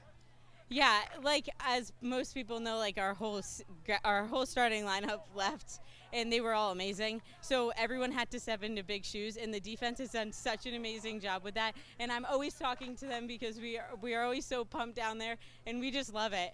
And yeah, going forward, I mean, more success hopefully. What is this team's goal? You played an incredible out-of-conference schedule. You've played the best teams in the state. What's the goal now? Let's see how far we can get in states. Are you going to stick around as the boys are here with a chance to win a championship as well? Yeah, I have to take the bus home, but then hopefully I'll be back. Well, they are champions once again. The East Lyme Viking girls, led by a Ram tough defense and a keeper who was stout all night. Congratulations. Thank you.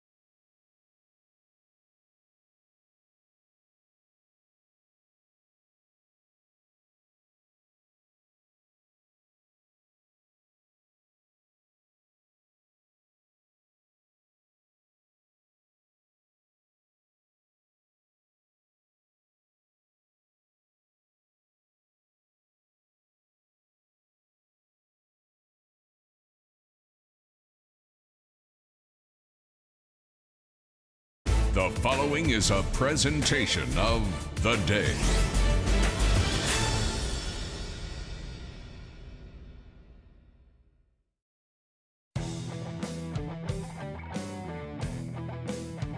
For the ECC Boys Lacrosse Championships, the number 1 Bacon Academy Bobcats and the number 3 seeded East Lyme Vikings. All the action live on Game Day. Game Day is brought to you by Waterford Dental Health. All that's good begins with a smile, and when you visit our office, your smile is our top priority. Our entire team is dedicated to providing you the personalized dental care that you deserve. So visit them, waterforddentalhealth.com. Casey O'Neill, along with the coach, Ray Lafort, congratulations again to the East Lyme Viking girls for their victory over Fitch in the girls' championship. The boys are going to try to make it an East Lyme sweep. To do so, they're going to have to avenge an earlier loss to the number 1 seeded Bacon Academy Bobcats. That loss was on grass at Bacon. This game, of course, on turf here at Waterford High School. And Coach, East Lyme, no stranger to these finals. They were in them last year, lost to Stonington. The Bobcats have had a strong lacrosse program for a number of years, but looking for a championship here against East Lyme. Well, I can tell you that, Coach Brian Martin put his time in, developed his systems and his program, and they've been in this space now for a number of years, and, they're probably beyond excited to be here tonight taking on, the perennial power in the region, East Lyme. Always got to look at the goalkeepers for Bacon Academy. It's Chase Gugule, and over for East Lyme, it's John We Will Rock You. So we've got our 2 goalies ready to go. Face off with Correa and Brady Gould for East Lyme. And Gould and Correa battling, and the first one shoots out onto the stick. Turned over, Bacon with a quick rush, a shot, and a goal! Troy Johnson, the sophomore, gets the Bobcats on the board 11 seconds into the game. Awkwardly, it really winds up being a face-off win for East Lyme. And as the East Lyme LSM, Campbell Pogsy tries to just scoop the ball up. The ball just nubs off the end of his stick right into Johnson's cross, and next thing you know, he's 1-on-none on the goalie. Correa and Gould back at it for face-off number 2. And this one won by Correa. Up ahead quickly, it goes to Sager. He is their big-time scorer on the offensive side. Now Aiden Patterson. Bacon, strong defense. Goulet, an outstanding goalie. Behind the cage is Gabe Haney.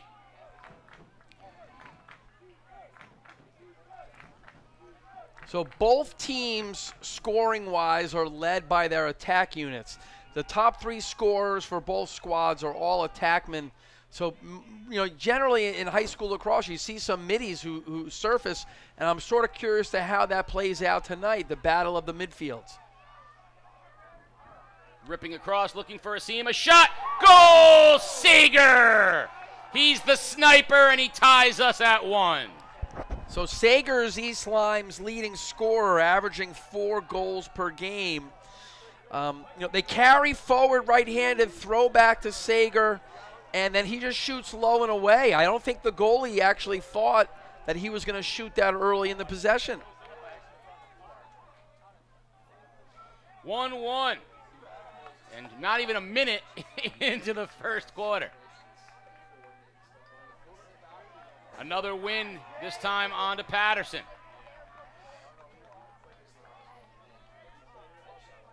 East Lyme slowly subbing off their midfield, their defensive middies.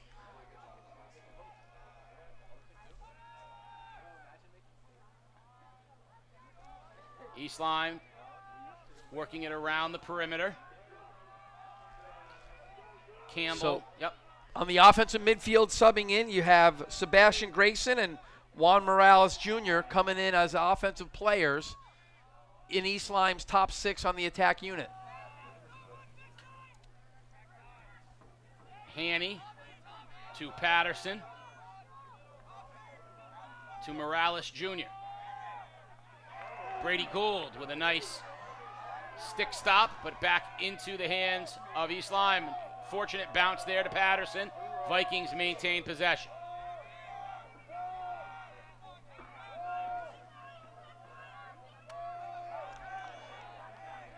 So Bacon sitting in, a traditional 5 on a dime lacrosse zone with the long stick midi Mahon occupying the high center space. So that will be where the most pressure will be exerted on this in terms of putting pressure on the midfield from East Lyme. Prates, big, tall, with a long stick as well. A lot of size for the Bobcats. Shot wide from Sager. So that's the second shot of the night by East Lyme, and that's the second low shot that Sager's unleashed. Patterson back up top to Sager.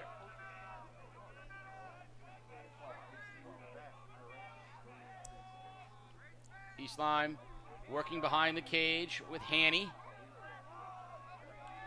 Prates checks him, and now Gould checking on Sager. Back up top. Shot. Save Goulet. And a nice check from the Vikings, getting it back to Sager. So Sager unleashing a left-handed shot. All 3 of his shots now. It's his first bounce shot, but all 3 have been low.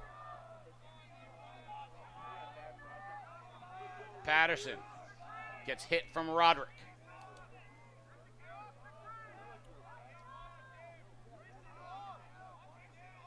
East Lyme has dominated possession, though we're tied at 1.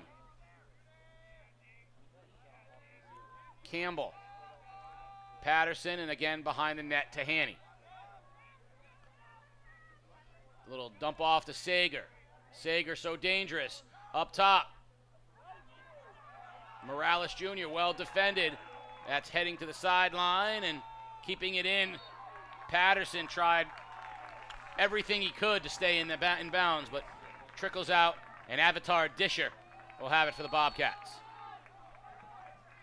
Disher spins, has some room.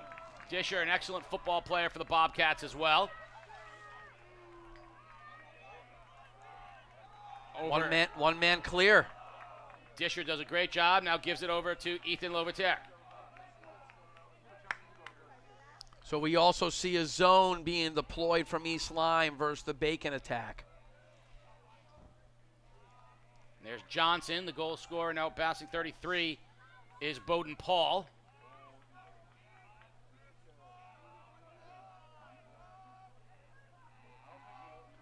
Tanner Kundle. Paul and Kundle for the Bobcats. Cutter in front. Jamison Pirro on the assist from Ethan Lovater, and the Bobcats jump on the top 2-1. J-Mo puts it away for the Bobcats. So Lovater is the season assist leader for Bacon.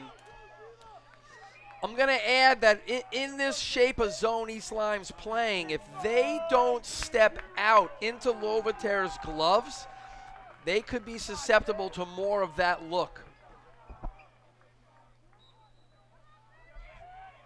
Gould having his hands full with Correa. Correa wins the faceoff, which is so important for East Lyme, as they have had multiple possessions off the faceoffs.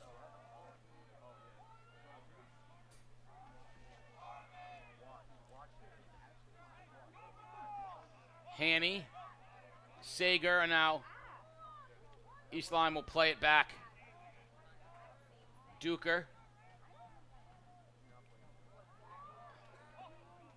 Quick pass. Sager looking for a quick hole. Nice check.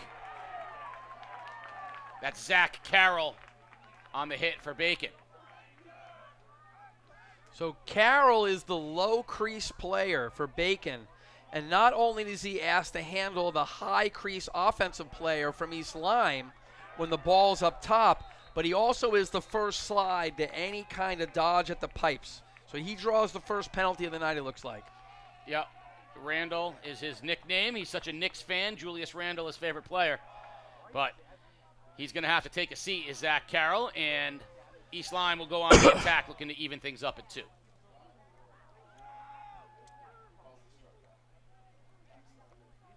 Looks like Bacon starts off their man down unit as a box and 1, with Avatar Disher, the short stick D midi, occupying the high crease. Number 4, Jason Stahl from East Lyme. whistle. We're back in play, and they'll quickly get it to Patterson and Sager. Good job of the Vikings getting some spread space against the man down. Ripped shot high, bounced Patterson over the top. So Patterson will want that back. His stick had a lot of hold on that ball, and that bounce was about 12 yards in front of the cage.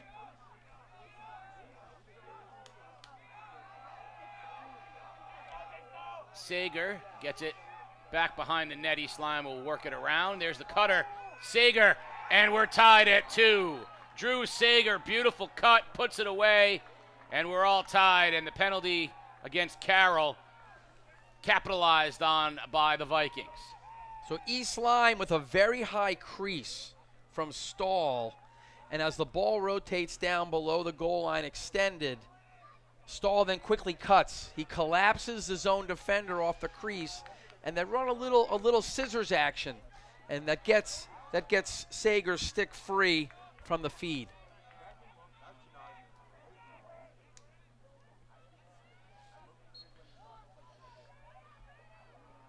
Gould and Correa, this time it comes out again to East Lyme, controlled by Stahl.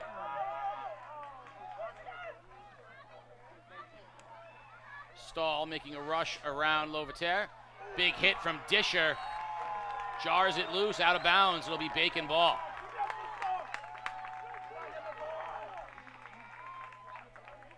Bacon subbing in. And East Lyme quickly trying to settle into its zone, into its shape.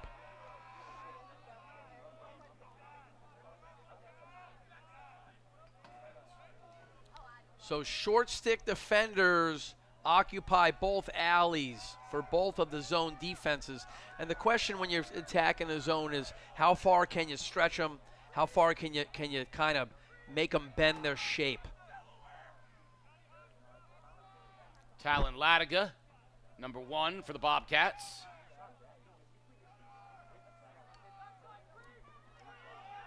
Good checking from East Lyme, and that'll create the turnover. Long stick, he loses it right away though, and Johnson has it for Bacon. 4:40 and change remaining here in the first quarter. And it looks like we're going to get a penalty against East Lyme. For sure a slash.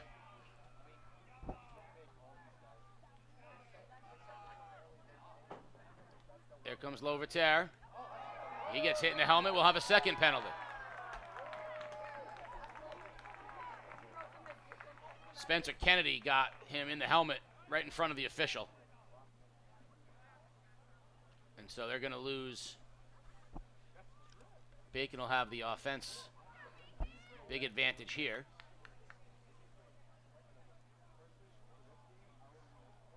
So in the high school game, with the flag down and the play on continues as long as the offense keeps the ball in the offensive zone in the restraining box.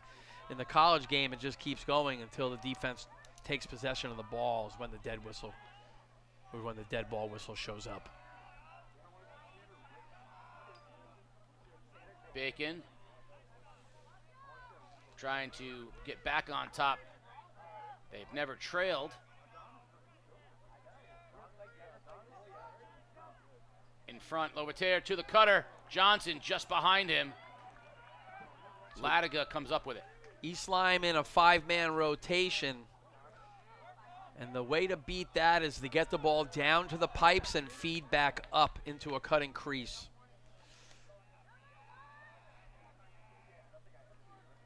Latiga gets popped in the helmet. Pirro behind it to Lovater. So there's your feed. Cutter, Johnson, point blank, save made by Wewell. Bacon can't get closer than that shot. That was at 3 feet.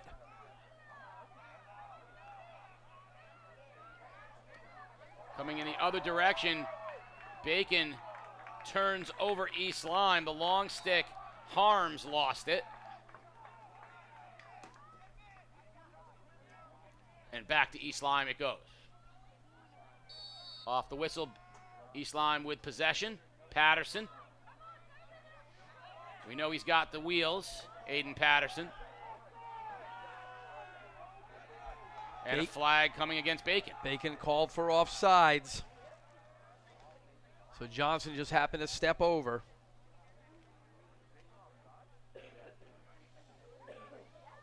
East Lyme. Pressure coming from Johnson. East Lyme settling in now, back behind the net. It goes to Campbell, and we'll get another whistle.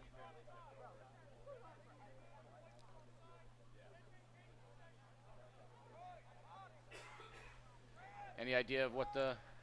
I think East Lyme stepped out with the play on. I think they stepped out with possession in their stick.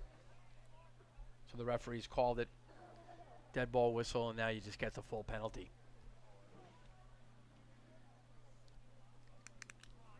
All right. So we're back to even strength with East Lyme and Bacon both with one man off. And depending on the time differential, it's advantageous for East Lyme to hold the ball here. They would be man up for whatever the spread is.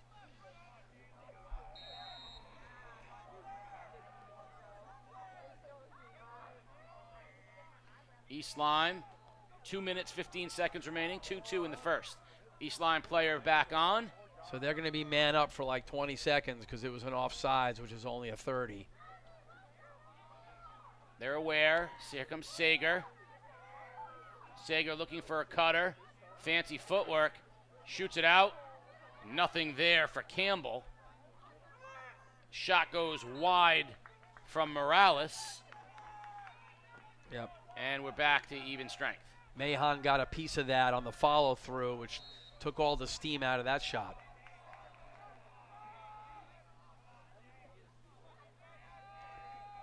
Minute 45 here in the first, tied at 2.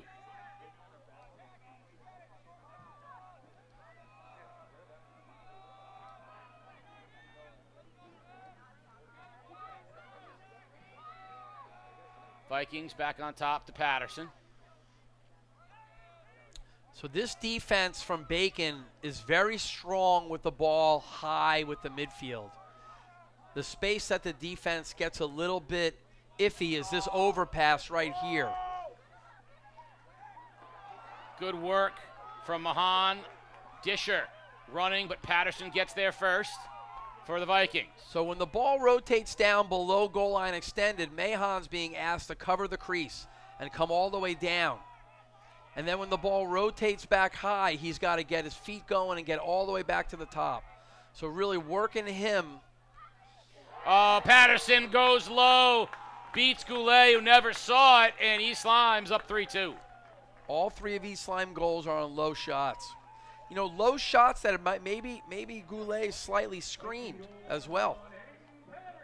Yeah, I think he definitely was there. He never saw that. And you can see him talking it over with his defense right now because I think that's like you mentioned earlier, hockey with the goalie size, you know, everyone put pucks on net for the purposes of rebounds. I think here, if Bacon's going to play that defense, you know, East Lyme's going to knows there's with all those bodies, they can get one through. The goalie may not see it. I don't think he did there. But Coach Martin takes a timeout as soon as Gabe Mahon secures possession. And I think he's going to talk exactly that over. I mean, that is I want to say a loose goal, but, you know, if you can't allow goals from that distance. You know, they're playing this defense. They're doing a really good job of not giving many looks. I understand the Sager goal earlier, but that one feels like, I don't know, like you should get a body part on us, like somehow. Well, the whole reason you're in the zone is to take perimeter shots, right? I mean, you probably, you know, I don't know what the marker is that Coach Martin sets, but maybe it's 12 yards, maybe it's 14 yards. You're saying fundamentally we're going to give up that shot, right? So, I mean, you got to see it. I'm more interested in the fact that all the shots have been low. There's been 4 shots low and 3 have gone in. So I'm more interested if that's a theme or just kind of something that's hit us here in the first quarter. And is one a function of the other, meaning East Lyme knowing that Bacon's going to play that zone and probably having seen it when they played before and seen it. Well, they also practice against it for all day long, and both schools are employing it. Right. So knowing that maybe the advice of their way to attack it is to go low on those perimeter shots, right, and try to do what they did. It's worked for them 3 times. They are ahead 3-2 as we're 30 seconds remaining here in the first. Latiga loses it. But Johnson fighting for it, and that ball is on the ground. Anybody's ball at this point, and the whistle says Bacon Academy. You know, Coach White giving Campbell Posque a lot of latitude to put a lot of pressure. He was very extended and really super aggressive in the last set. Bacon has a chance to get a shot off. Lovataire left-handed ripped, and it goes high with 3.9 seconds remaining. It'll go over to East Lyme, and that will probably do it for quarter number 1.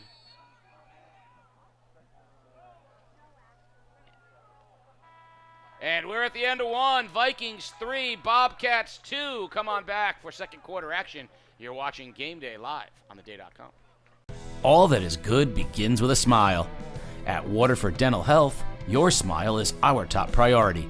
Our entire team is dedicated to providing you with the personalized, gentle care that you deserve. Part of our commitment to serving our patients includes providing information that helps them to make more informed decisions about their oral health needs. Our website is a resource we hope you'll find both useful and interesting. Contact us today at waterforddentalhealth.com. Game Day is a production of The Day Publishing Company. If you'd like to support Game Day and help us continue to bring you the best in Connecticut high school sports, please consider purchasing a print or digital subscription to The Day at theday.com/subscribe. Vikings 3, Bobcats 2 as we start the second quarter. The defenses have both been employing a fairly staunch zone, and the Vikings have found a way to beat Bacon goalie Chase Goulet 3 times, all in the same spot.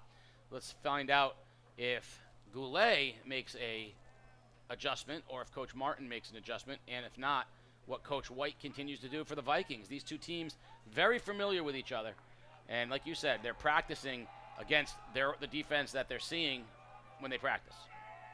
I think the big difference, the unspoken difference, is Bacon Academy plays its games on grass, and East Lyme plays its games on turf. And I think while Bacon might be able to play well on turf, a lot of schools struggle when they come to Bacon and play on that grass. Oh, the ground balls are brutal.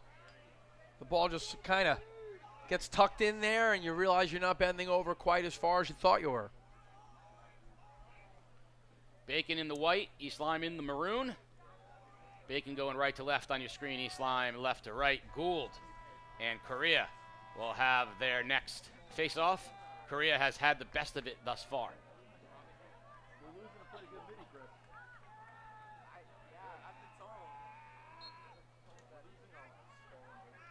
Gould that time secures it. Well, Disher. He gets it to Disher. That's the first clamp won by Bacon. So he might be settling in.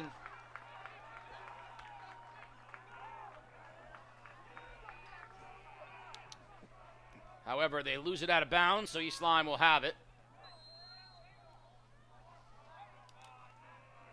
Campbell and Haney now in possession for East Lyme.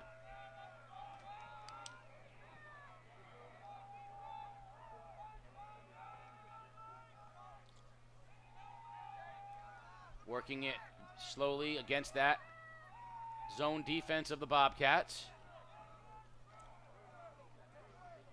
Sager, who has 2 of the goals for East Lyme. Patterson, who has the other. Very deliberate possession here. Not being very aggressive and almost not even probing yet. They're sort of just happy to have the ball and just kind of catch their breath. This is the area where we've seen those shots, though, from East Lyme.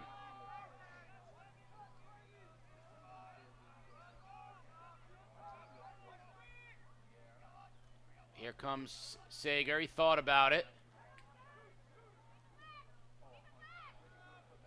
So choosing to keep the ball above goal line extended. Patterson, nice look to Haney. See, I'd like to see them move the ball back to Back to Haney and let him feed from back there. It does not look like Bacon wants to pressure below goal line extended. So right now, Haney's hands are free, and really East Lyme can run any set of cuts they want at Bacon right now. Front they go. Patterson hit the pipe. I thought maybe that might have been in, but the official says no, outside. Goulet seizes it and then turns it over. He missed Disher. Point blank shot and a save, Goulet! Bacon trying to settle back into their defense, but Goulet just saved them a goal. Well, that was a failed clear attempt by Bacon, and if they get out of this, shutting this set down by East Lyme, they'll be beyond lucky. Strong by Campbell to get the possession. Now back to Haney. Sager goes low and beats Goulet. Third goal for Drew Sager.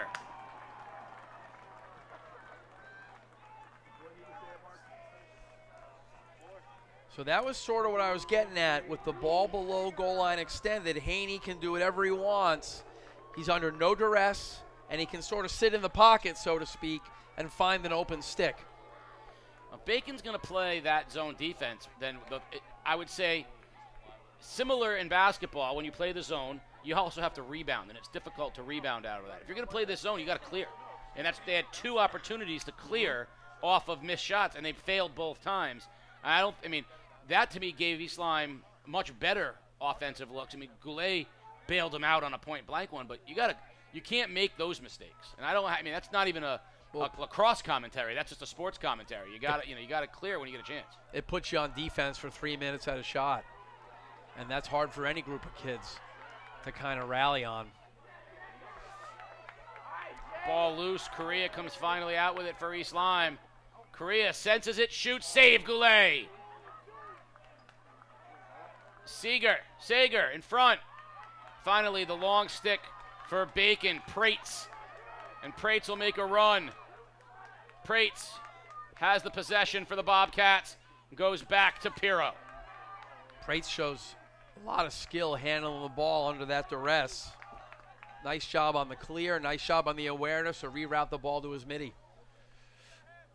Johnson back to Latiga.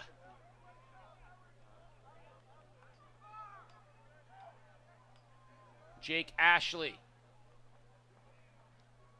Bobcats down 2 for the first time, looking to get back and cut it back in. Latiga in front, and a big hit on Tanner Kundal. And then an equally big hit going back the other way on Spencer Kennedy. And after all of that, Lovater has it. Penalty against the Vikings. Johnson in front, scores! Bobcats cut it to 1. It's 4-3 Vikings.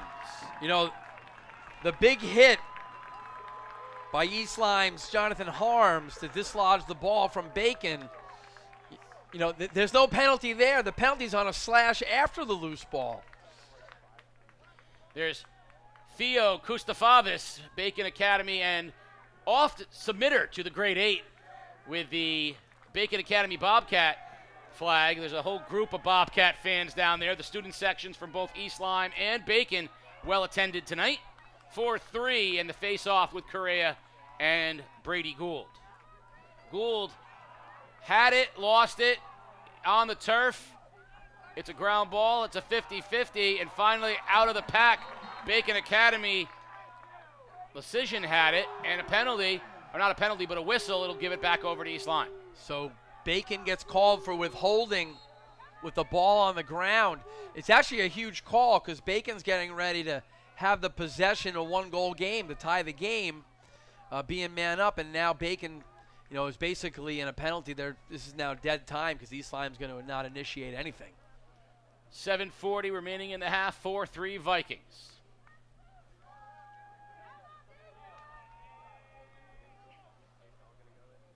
All right, so Bacon's just sitting back. They're going to let the time expire. East Lyme's going to kill this penalty. In the college game, this is harder to do because the shot clock is ticking as you have it, so you have no time left when the penalty expires. you wind up having a ride. But here, East Lyme's going to, take the air out of the ball.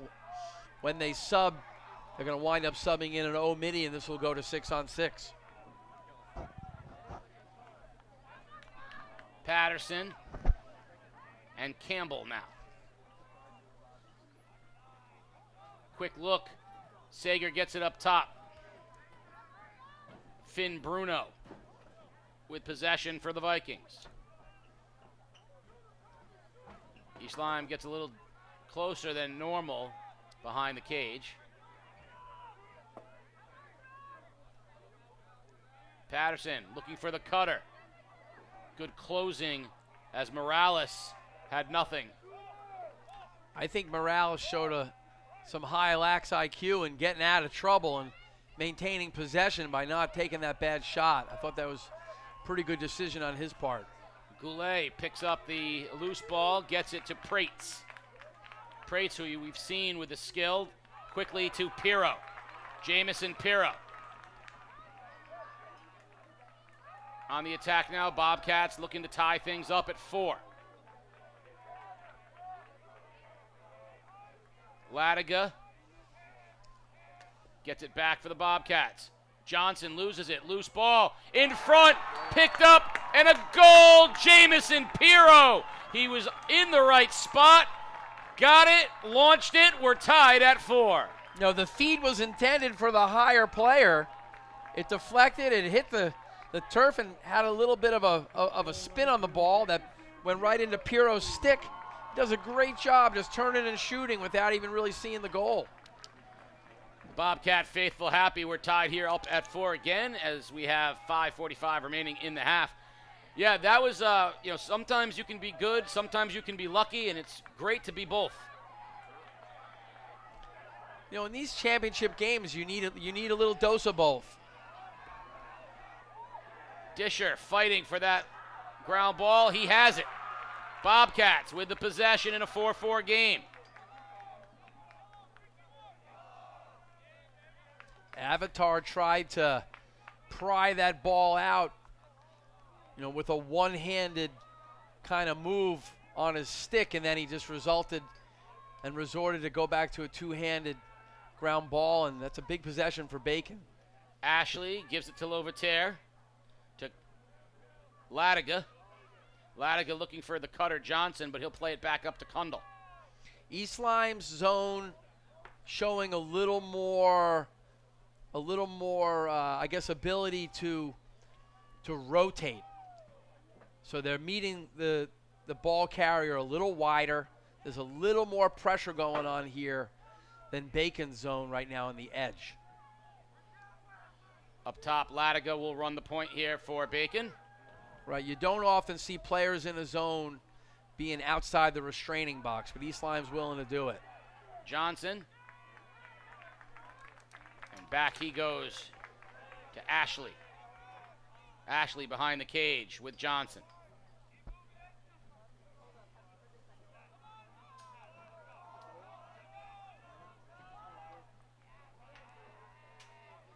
Latiga finds the cutter. Lovater rips a shot.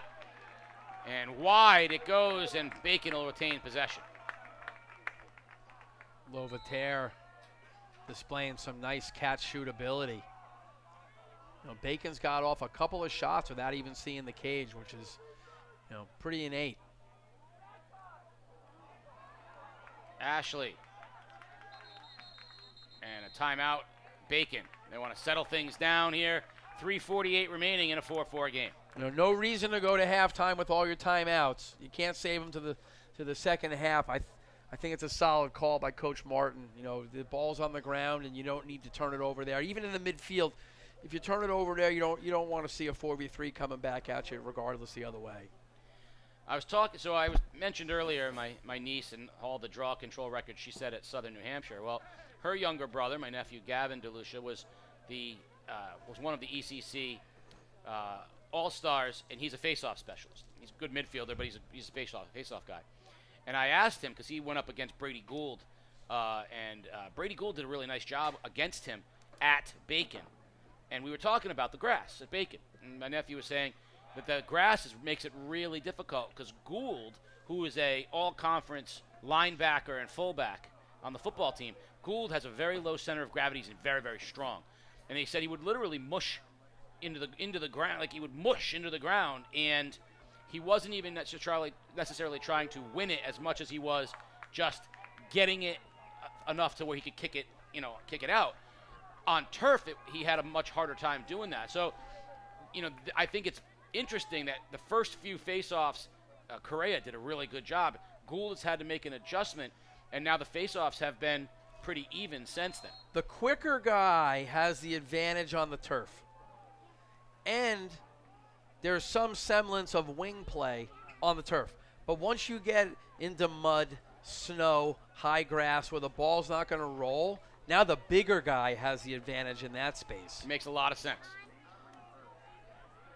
My nephew, who is going to Eastern Connecticut to be a face-off guy, is the quicker guy and did better on turf. Gould, the strong one, was good on the grass.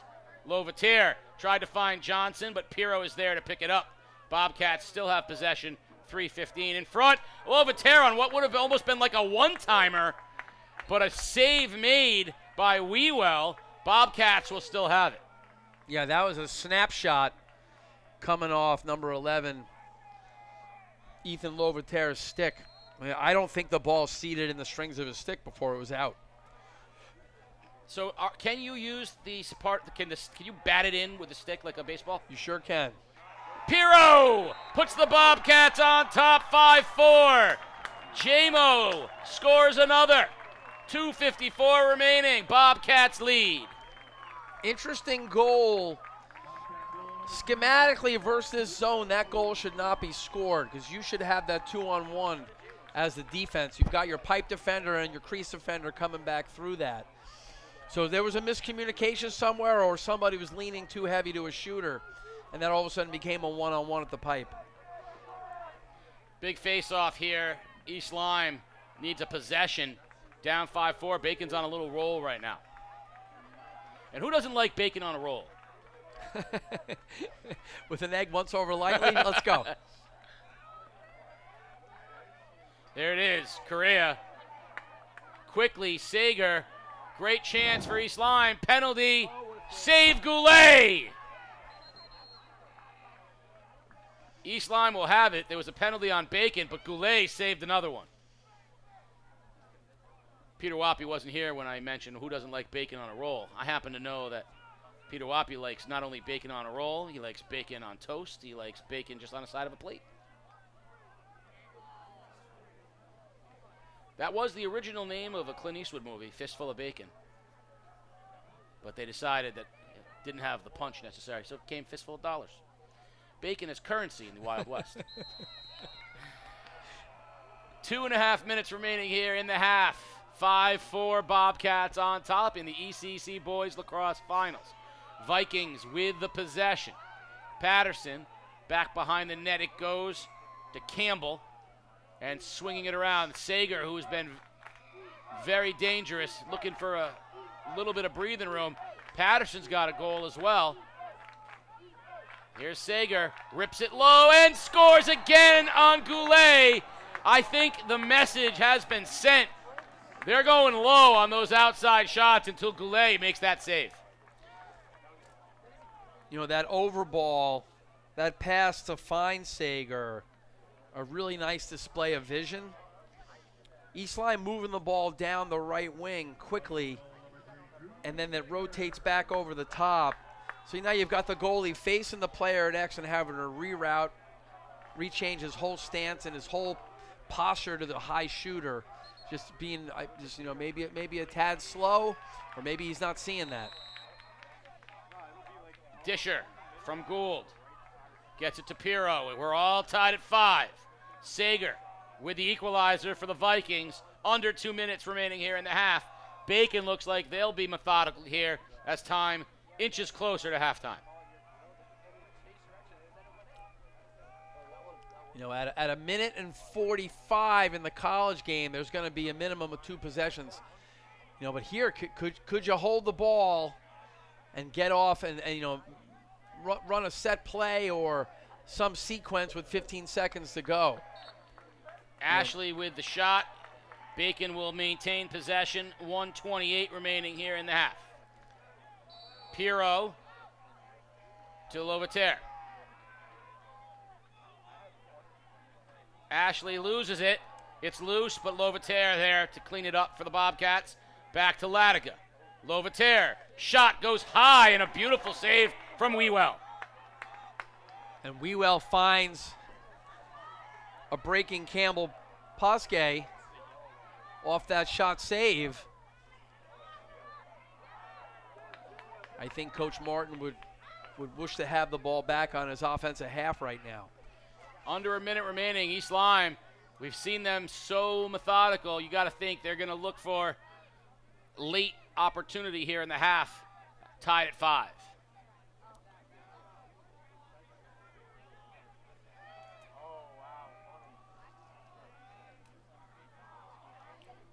Working it around, there's Sager. I like this East Lyme weave that they ran. They scored off of that earlier. So just sort of wheeling and trying to 3-on-2 that low corner of Bacon's.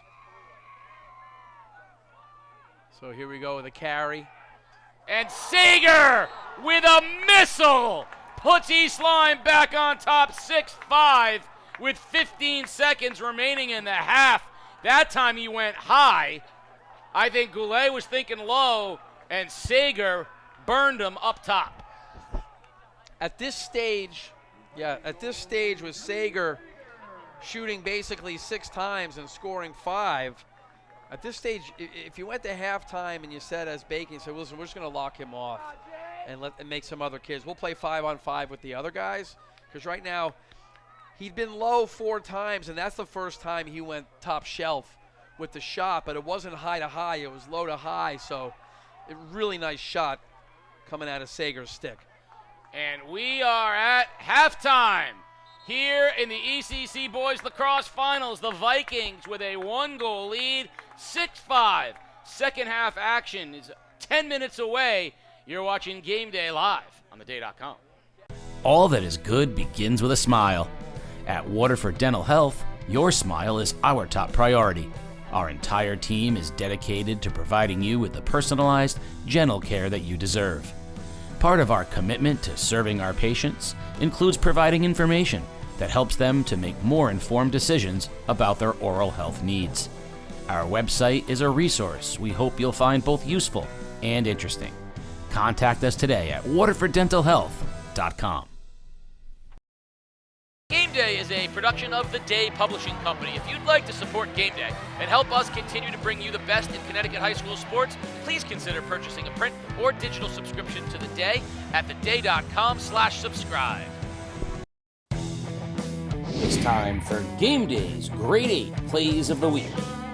At number 8, Montville Lacrosse's Kylie Sprang with her 100th career goal and the nifty shovel shot. At number 7, how about some love for the long stick? Spencer Kennedy East Lyme Lacrosse with the laser goal. At number 6, time for some boys volleyball over at NFA. Keegan Johnson, the outside hitter, gets the nice set and gets the kill. At number 5, Joel Barros, NFA track with the 6'2" high jump. Tying his PR, he's ranked first in the ECCs and 8th in Connecticut.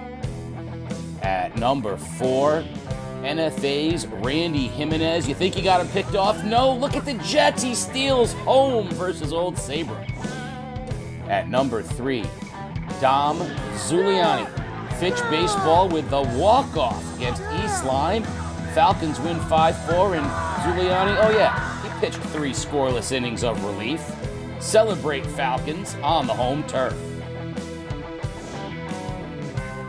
At number 2, speaking of walk-offs, how about Connor Doyle of NFA capping a 7-0 comeback versus Waterford on senior night. NFA wins 8-7. That's my brother. Look at them celebrate on senior night. Nothing better.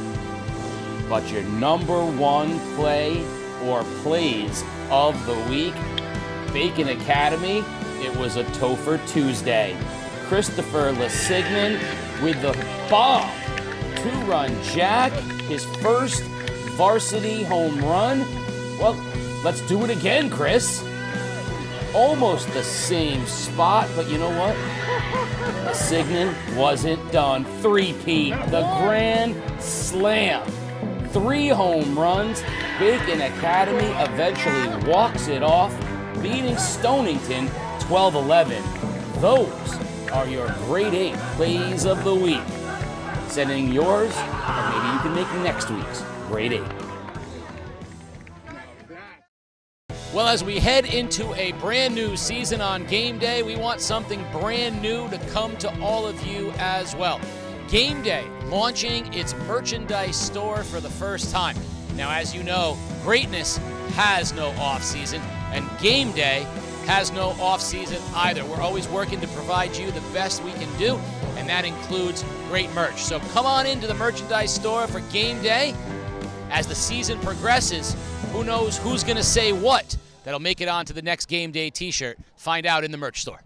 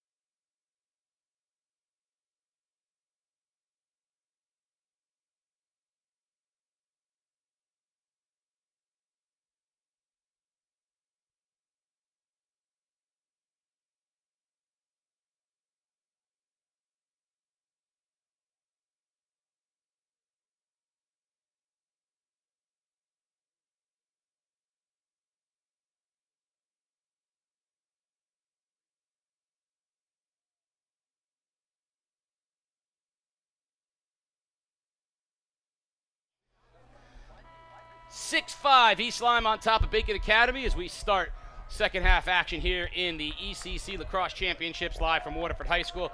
Casey O'Neill and Ray Lafort as Brady Gould and Jake Correa are going to face it off here to start the second half. And what adjustment would you like to see either team make, or what thing would you like to see either team continue to do from what you saw in the first half? I think it's prudent that Bacon Academy doesn't let Drew Sager shoot ever again. Big hit behind the net on Bucko. He said, let me hit you, let me show you my shoulder, Bucko. Happy Days reference.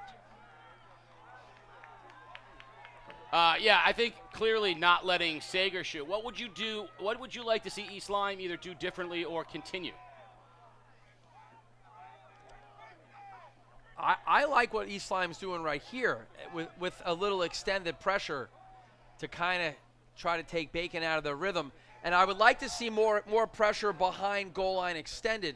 You could see right there that Bacon was able to carry the ball from pipe to pipe behind, and it actually makes a little soft spot back there where he's sort of undercover between the pipes. I would like to see a little more pressure back there from East Lyme to kill the feeds. East Lyme going through Wewell, the goalie. So Wewell uncovered, and Bacon now has marked all the targets. Wewell can cross the 50 if he wants right now. He goes long, and Goulet, the opposing keeper, will take it for the Bobcats. He outlets quickly to Prates, and the Bobcats will transition. A high throw goes over the top of Pirro and picked up beautifully by Spencer Kennedy. Kennedy in front, and a save, Goulet! Point blank on Campbell.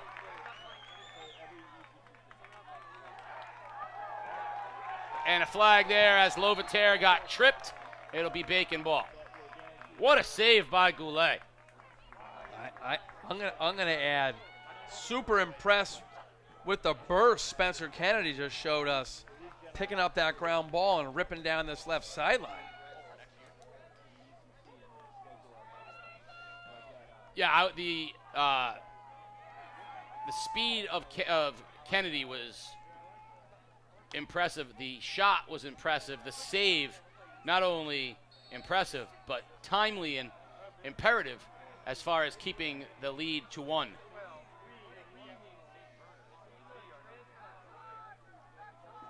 And another sloppy pass for the Bobcats results in a turnover. Bucko stops on a dime and feeds it back to Haney. So East Lyme now basically extinguishing the Bacon man-up advantage. So Bacon won't even get a shot off on that last set. Let's see what Bacon does. If they do anything differently, the ball is on the stick of Sager, Drew Sager, who has 5 goals for East Lyme of their 6. Closest long stick is Mahan to Sager. Looks like Bacon staying in that zone.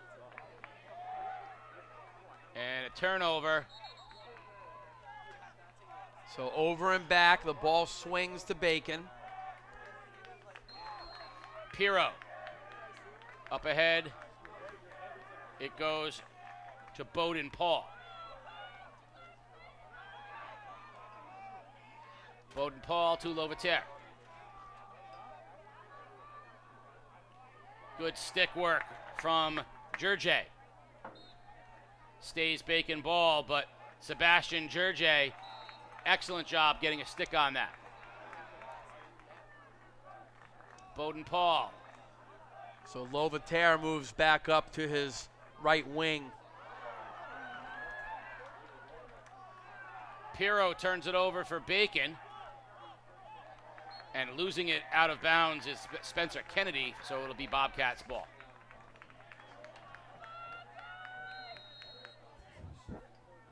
Long pass to Lovater.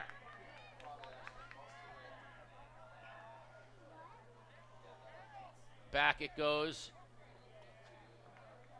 Ladiga and Bowden Paul. Latiga, sophomore. Bowden Paul, a freshman. Two youngsters on the turf right now for the Bobcats. Tanner Kundle.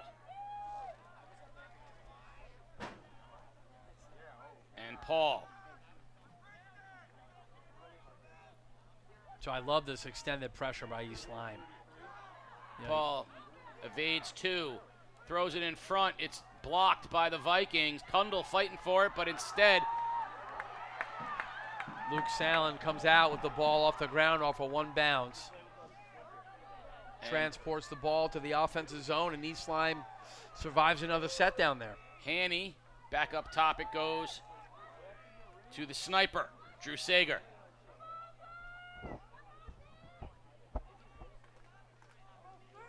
Sager, who will continue his education after this year at the one and only University of Notre Dame.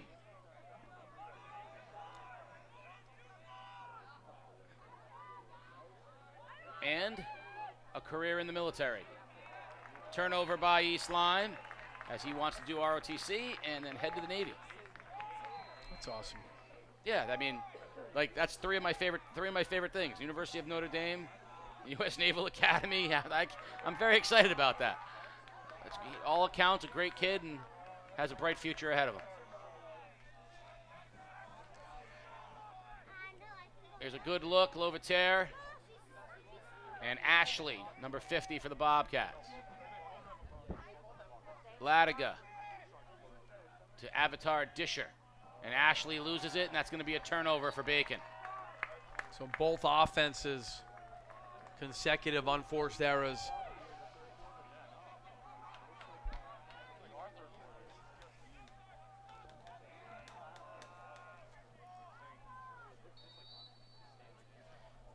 East Lyme will play it back through their keeper, Wewell, to the long stick, Bucko.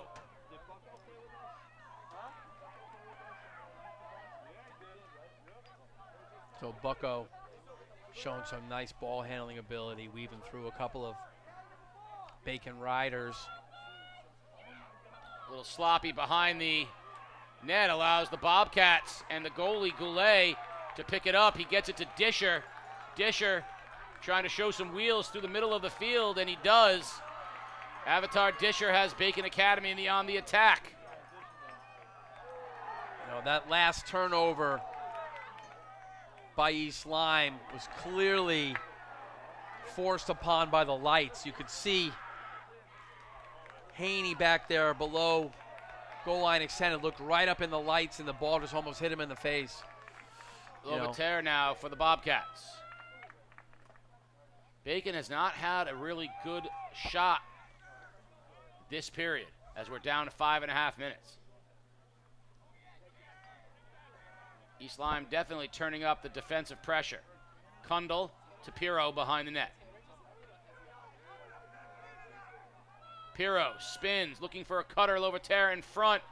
Sloppy, loose ball. Still loose. And out of bounds, East Lyme. Bacon will have it. That's a very tight feed that Bacon's attempting. You know, it's through a lot of sticks, and the risk reward just might be a little too high risk. Nice play by Kundle. One-handed snag of the high pass from Ashley. Tanner Kundle.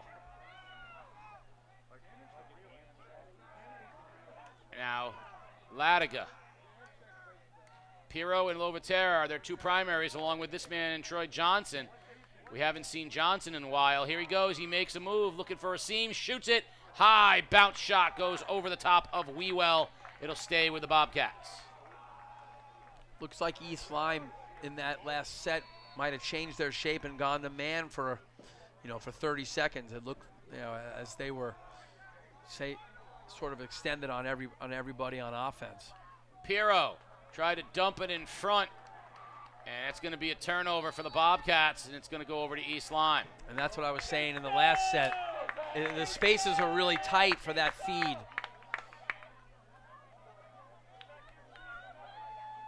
Nothing going on yet in the third period, as we're about halfway through it, and more than halfway through it, and yet nothing going on.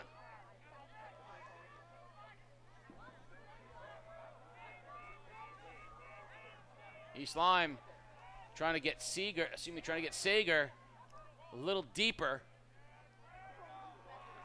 And he's going to make a cut. And they're looking for him from behind.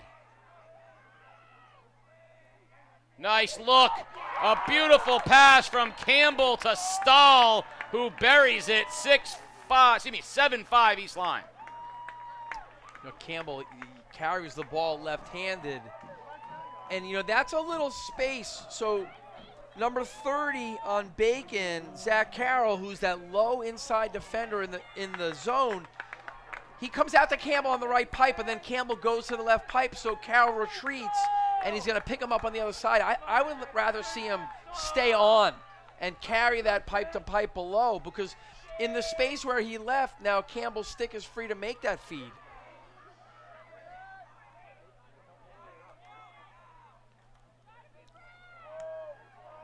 Ground ball comes still on the ground. Finally, it's still not won by anyone. And finally, it's won from Correa. Nice nifty move by Jake Correa. Shifty gets in between two people, finds Sager. Sager wheels, he's gonna rip. Good close off by Carroll.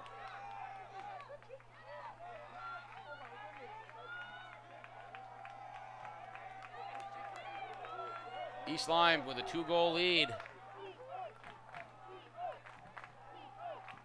There's Campbell. Spin and a shot wide from Morales. So that feed there from behind, although right-handed to left-handed, was identical to the last goal. So East Lyme's kind of settling into that feed space below and behind the cage.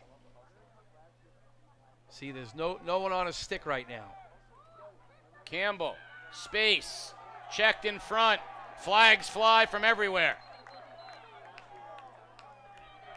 Let's figure out who they're going to send off.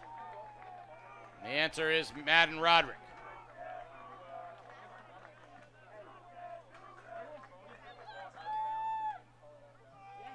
So Gavin Van Camp will check in for the Bobcats, long stick defender, as the penalty against Bacon will give a man advantage to East Lyme.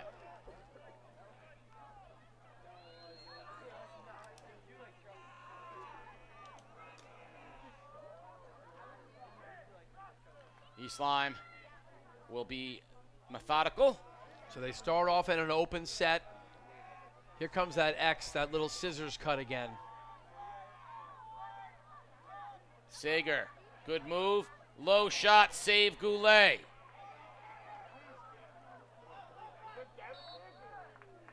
That's going to stay with East Lyme. It was still a shot never possessed, so East Lyme retains the ball.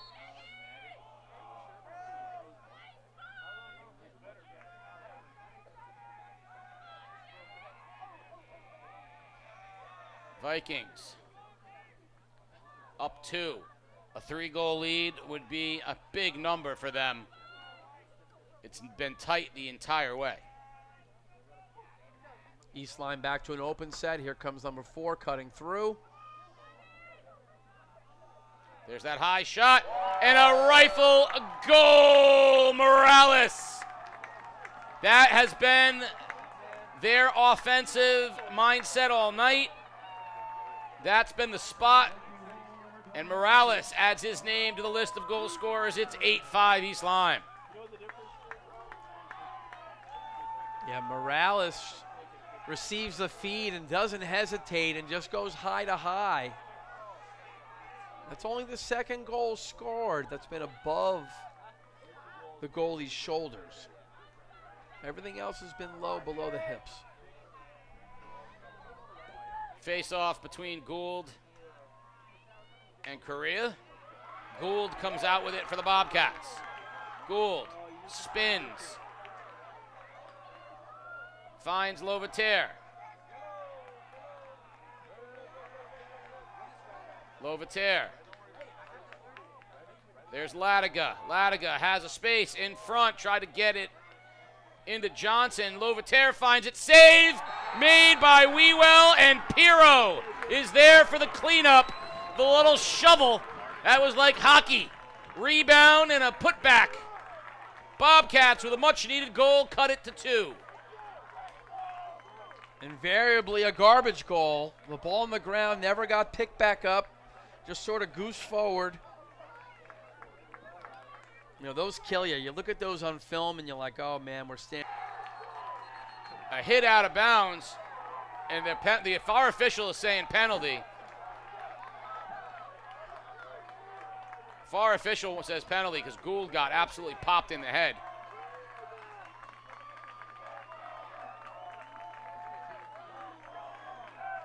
I always find it odd when the referee on the ball doesn't make the call and it comes from 40 yards away. I agree. So I understand the idea of getting screened, but when you're that close to, if you to not see a hit like that is that's tough for the other guy to make that call. But he does.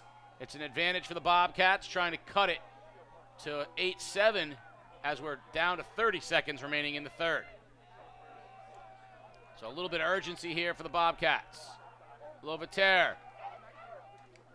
Disher. Save Wewell. Rebound. Goal! Lovater! And we're tied at, 8-7. Bobcats have cut it to 1. The officials are talking, though. This might come off the board. The first shot might have been, he might have been in the crease. No goal! Wipe it off. Yep. All right, explain it. Well, the thing I want to know is why Bacon retains possession if the goal comes off. Piro, save Wewell, rebound, goal, Johnson. Troy Johnson, and the Bobcats do cut it 8-7 with 13 seconds remaining in the third.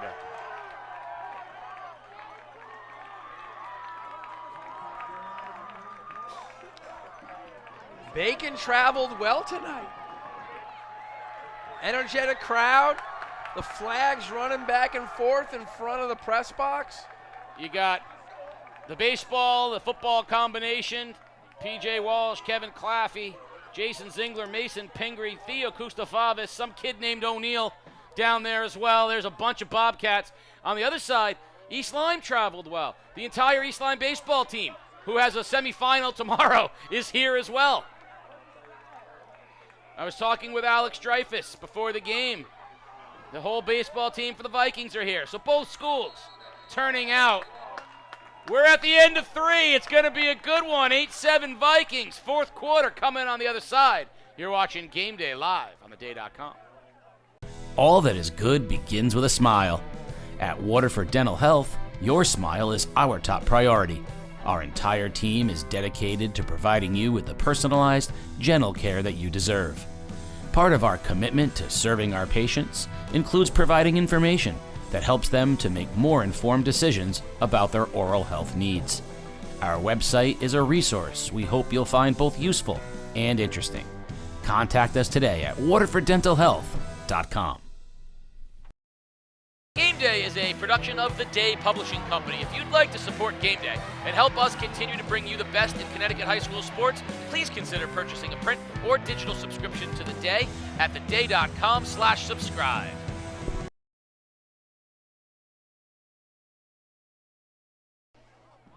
Fourth quarter to begin in 1 minute.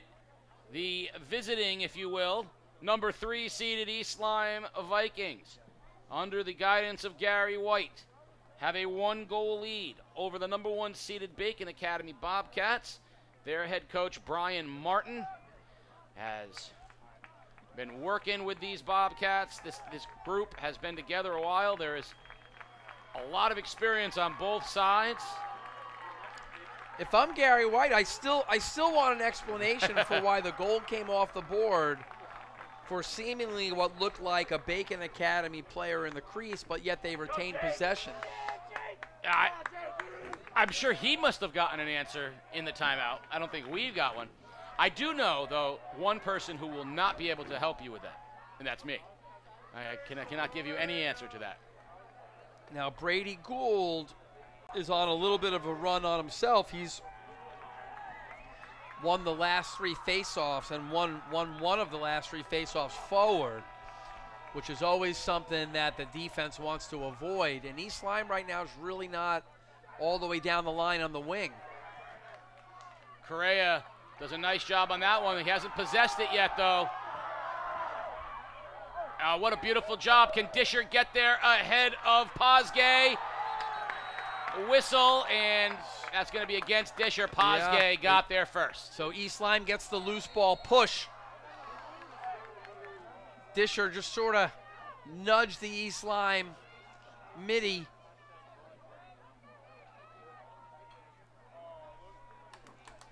That was a loose ball that Bacon clearly wanted. Stahl to Patterson, and then Campbell. This is where East Lyme has been dangerous. Right here, the reverse, look for the pass to the middle. That time Bacon defended it well. Morales to Sager. So Sager now is in a little different spot. He's up here high right, where he's been top left, where he's unleashed all of his shots. Great job by Goulet, recognizing Campbell trying to get that little sneaky short side goal, and in hustle by Prates to get it to the Bobcats' possession. Now Pirro, and a sloppy pass from Loverterre. To Latiga. Loverterre keeps it in, but East Lyme, Gergey comes out with it. Timeout East Lyme. Coach White wants to talk it over. It's a little sloppy, and he wants to get a possession here, up 1. Coach White's timeout and timely use of his timeout retained him possession just before the ball was dislodged from the East Lyme long pole on the clear. 10:39 remaining here in the ball game. This is day 2 of our 3-day championship run here on game day. Of course, Waterford High School's Sarah Hage with her 4th consecutive ECC Girls Tennis Championship yesterday. Brady O'Neill, a new boys champion in the ECC. The East Lyme girls, champions in girls lacrosse. And tomorrow we will have the Division 1 and 2 baseball finals from Dodge Stadium. So 3 days that feel like 3 minutes and 3 weeks all at the same time. They go by in a blink of an eye, and they take a 3-week toll on the bodies of our crew. It's a fun 3 days, though. And the lacrosse championships is one of my favorite nights. Not only do I get to learn from you, but I get to see the differences between really good girls and really good boys lacrosse, and it's always a beautiful night here at Waterford. So East Lyme going to try to leg the ball out off this clear. Bacon has the ball doubled. They drop down number 2, Jamison Pirro, to guard Kennedy. Good wheels. Yep. From Morales. Stahl. And there's Sager, who has been quiet here. I have a feeling we're not done hearing from him. Morales behind the cage. Up top, he's going to try to make that long pass.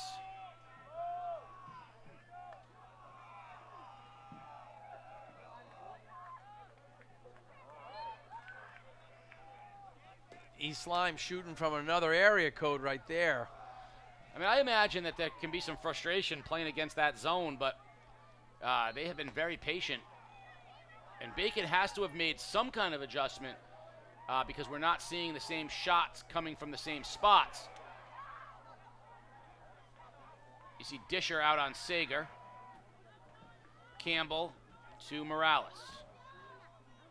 So now Drew Sager kind of slithers back to the high middle, where he's been pretty lethal tonight.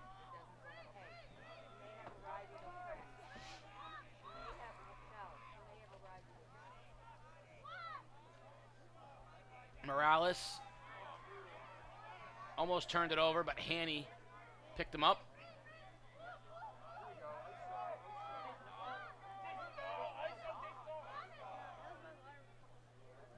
And East Lyme will take this thing down to the 9-minute mark.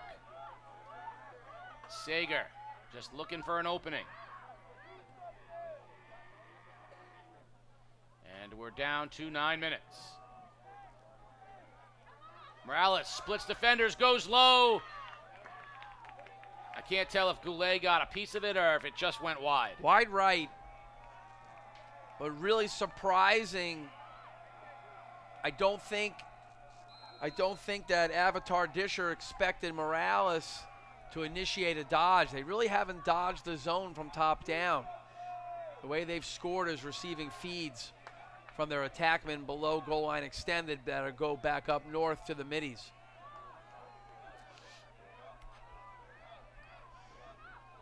Sager. Now McNamara. Cross diagonal to Morales. Morales in front. Beautiful pass to Campbell, and they score. Campbell on the feed for Morales. That was beautifully done. 8 goes to 9. A 2-goal lead for the Vikings. You know, your brain says Lacrosse zone defense is less running. But when the ball swings diagonally from top to bottom, it forces the defenders to shift.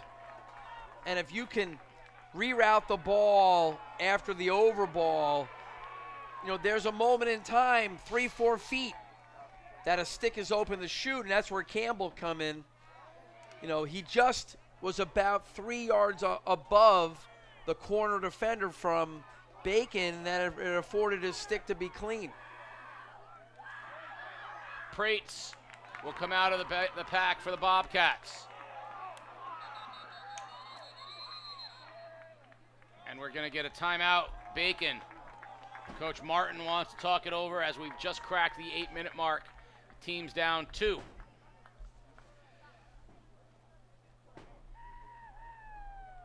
Prates tonight has had a number of nice clears. That's about the 3rd one. You know, he's very comfortable coming down this left gutter, this left alley.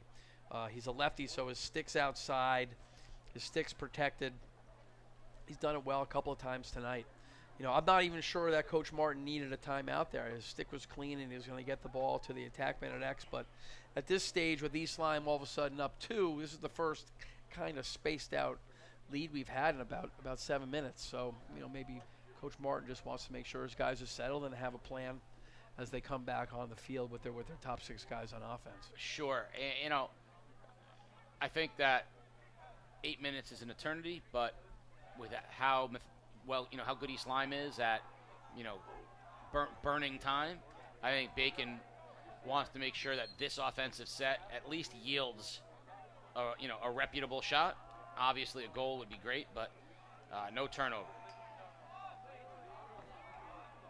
You know, they've done well feeding the ball from this right wing with right-handed players, finding Ethan Levitaire, number 11, cutting across. So Ethan's right now sort of set in the middle. Latiga to Pirro. Pirro and Latiga. Ashley. Nice dodge.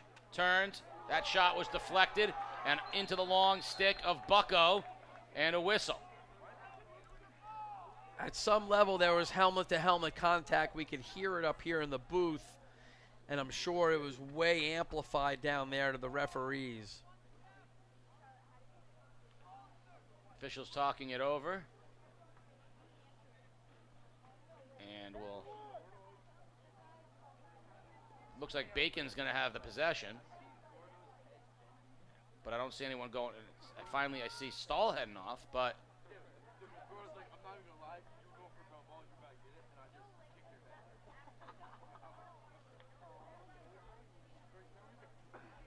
So, I see 1, 2, 3, 4, 5 East Lyme defenders.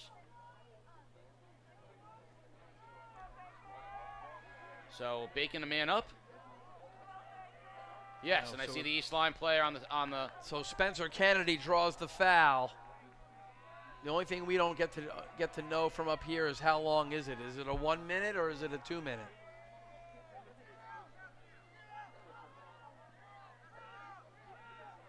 Kundal, Ashley, Lovataire.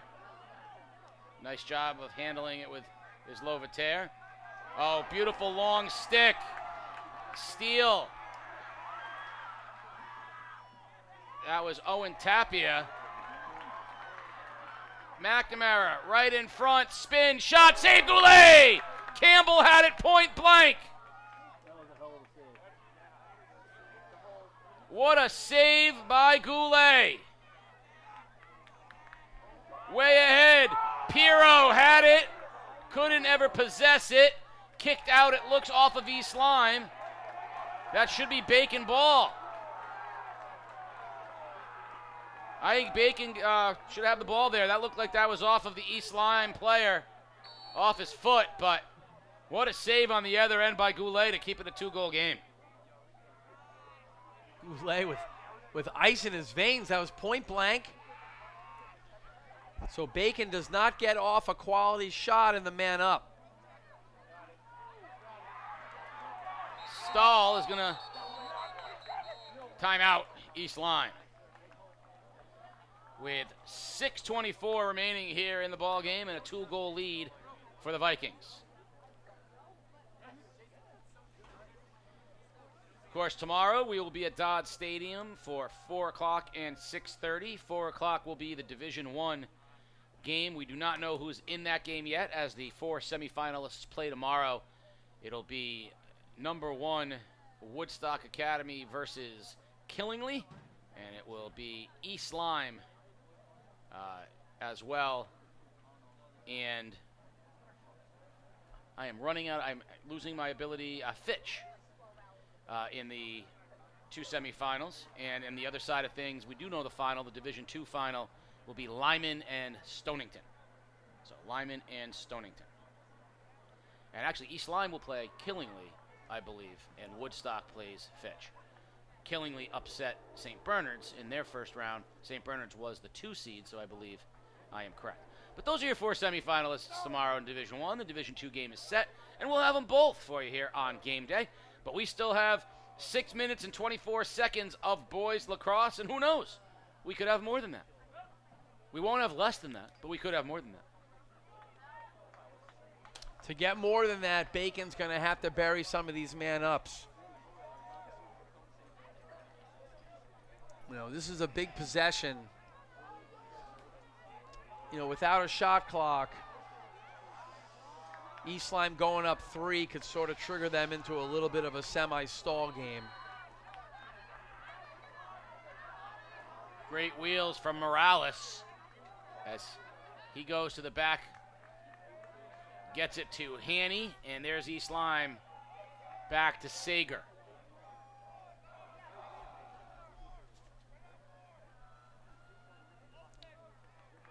And East Lyme's going to be very deliberate.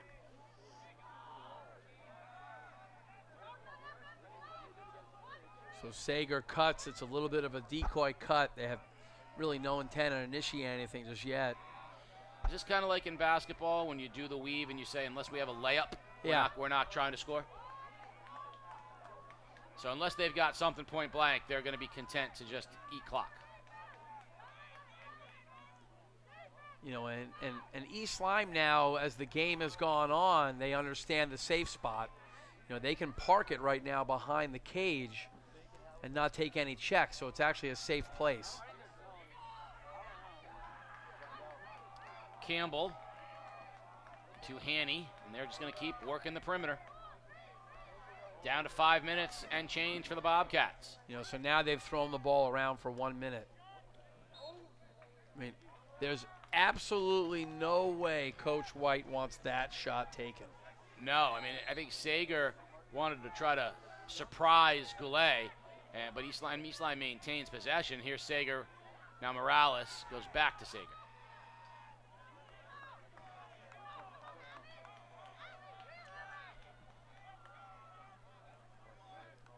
at this point, so now Bacon is extended behind the cage. And I think they're going to have to play like that the rest of the night. Yeah, we're down on to 4.5 minutes. East Lyme with a 2-goal lead.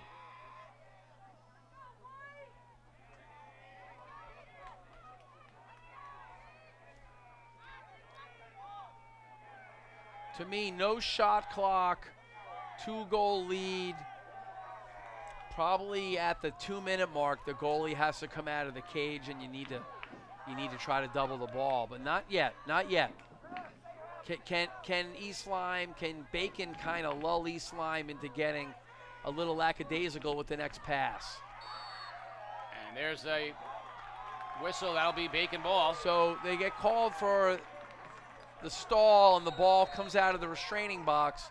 So that's a little bit what I was talking about. So East Lyme turns over the unforced error.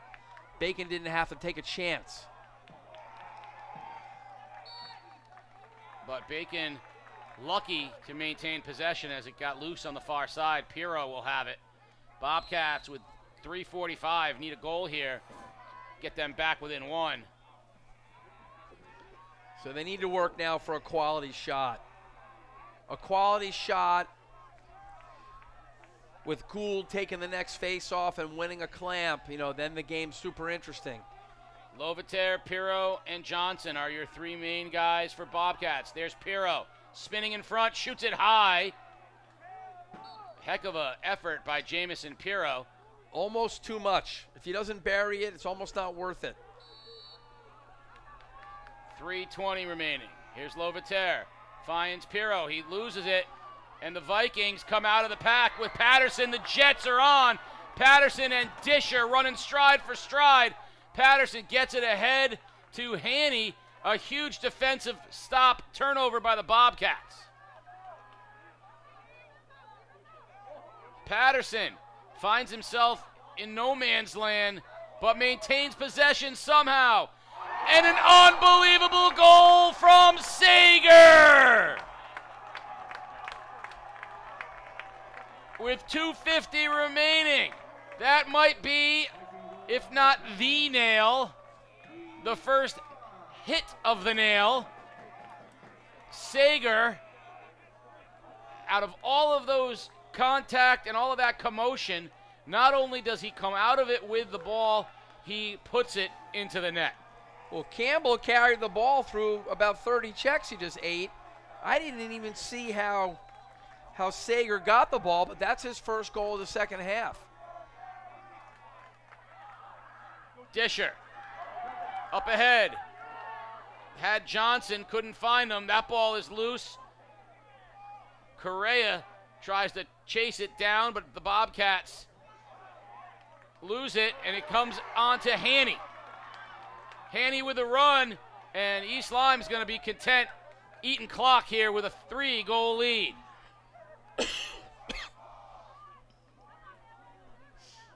Bacon's going to have to extend pressure. They need a turnover. Well, the goalie's going to have to come out of the cage, and this is the space you want to do it. He can go double the ball now for free because the ball's below the mouth of the goal. Nifty move. Bobcats have it. Goulet. And the Bobcats turn it over. Bad turnover for the Bobcats. They had a transition and they lost it out of bounds. 1:45 remaining. Vikings are sensing it on the sidelines. Officials whistle.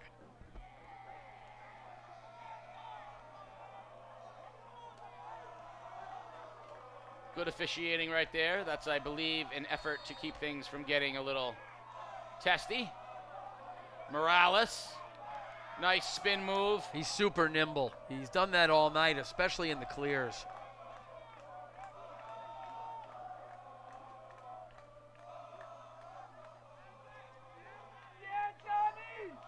We're down to 1 minute and 20 seconds. East Lyme. Last year, they couldn't get it done against Stonington.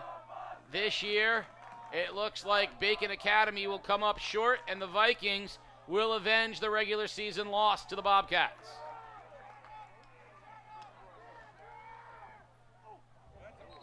And that's a good shot by Campbell because they had the flags going up anyway.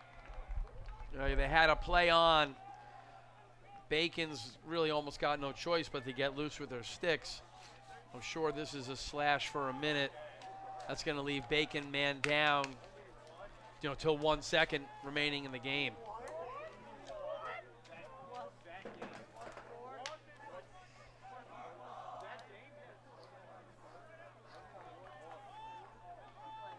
It was 10-9 in the regular season at Bacon.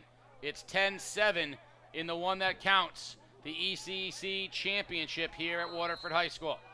Viking boys looking to match the Viking girls. It'll be a celebratory day in East Lyme tomorrow. The lacrosse championships belong to the Vikings. Baseball team looking to repeat as champions of the ECC as well, making it a big spring in Viking sports. 35 seconds, not much the Bobcats can do except watch the Vikings possess it and tick away their opportunity at a championship. 20 seconds remaining, and at this point, Bacon's gonna settle, let the Vikings run out the clock. And Gary White and the East Lyme Vikings 10 seconds away from an ECC championship. You want to stay tuned. We will have interviews with head coach Gary White and the player of the game as East Lyme is about to go boys and girls championships in the ECC. And they have done it. The clock strikes 0. They mob goalkeeper John Wewell.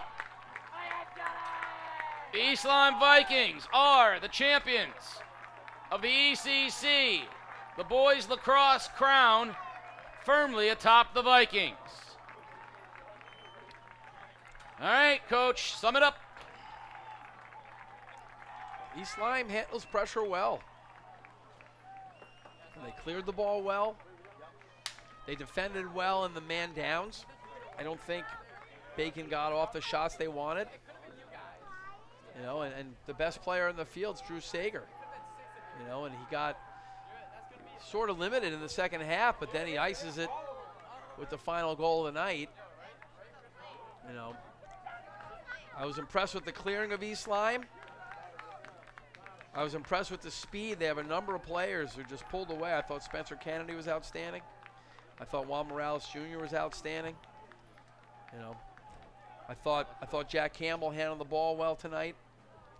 I thought they did a good job on the face-offs. Even though they weren't winning clamps, they were still coming up with loose balls. Pretty good team win. Well, both teams will head on to state play after this. I hate we have to wait a year to do it again, but it's always a pleasure. My lacrosse education continues thanks to the coach, Ray Lafort. Again, stay tuned. We are going to have interviews with head coach Gary White and the player of the game. The East Lyme Vikings have gone boys and girls championships here in the ECC.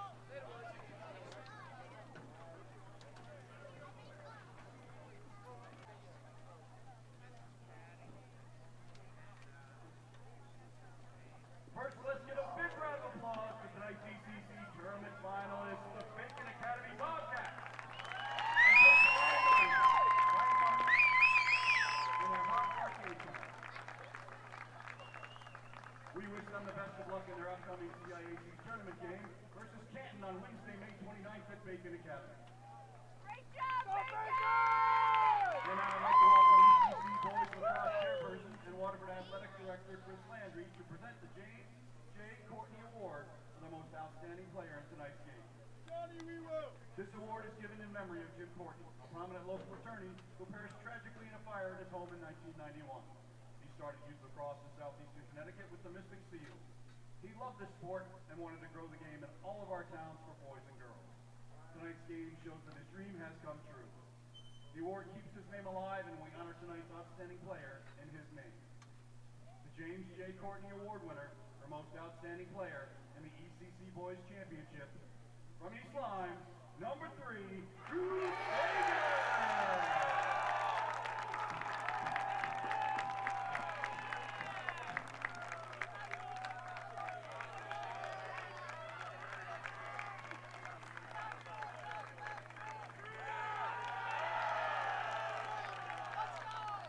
And now, Chris Landry will present the tournament plaque to your Eastern Connecticut Conference Boys Lacrosse Tournament Champions, head coach Gary Wright, and the East Lyme Vikings.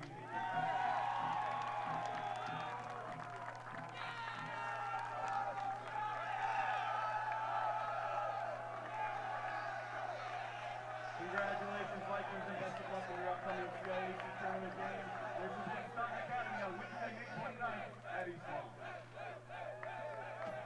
Thank you to all attending tonight's contest. Have a great evening.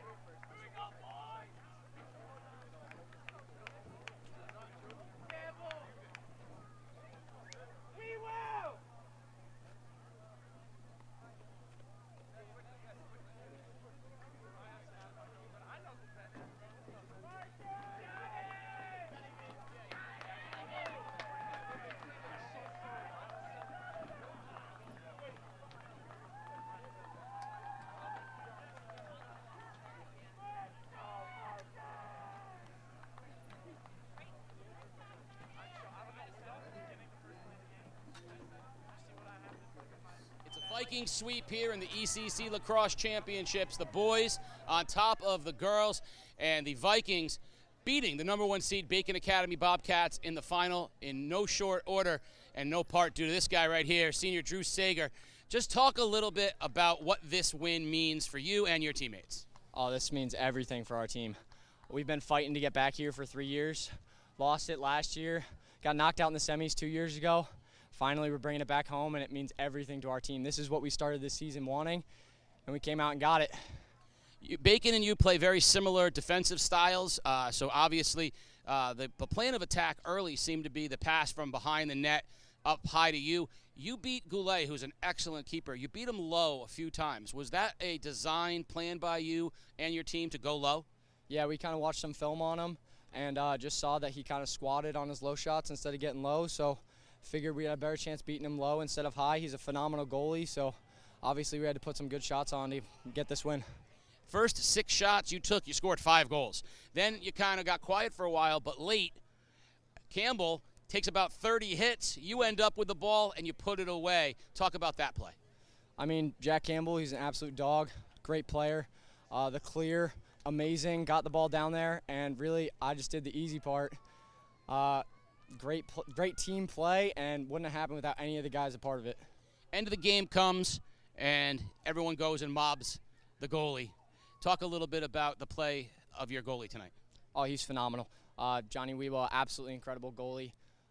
All season, he's coming up on 200 saves on the season. His save percentage is like 70%. He's had an absolutely incredible season, and our D really stood behind him tonight. He led us to this win.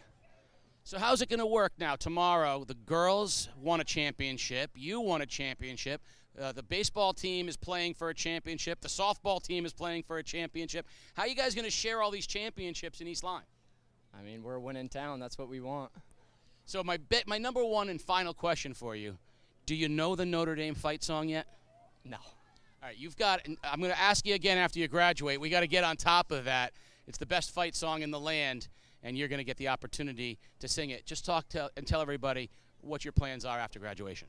I'll be attending University of Notre Dame on a NROTC scholarship, which is through the Navy, and then I'll be commissioned as an officer after my 4 years at college. Well, he goes out as a champion. East Lyme Vikings, Drew Sager are the boys lacrosse champions of the ECC, and Notre Dame and the Navy. Not a bad way to finish off your high school career. Congratulations, Drew. Thank you very much, sir. Appreciate it. Good job. Thank you.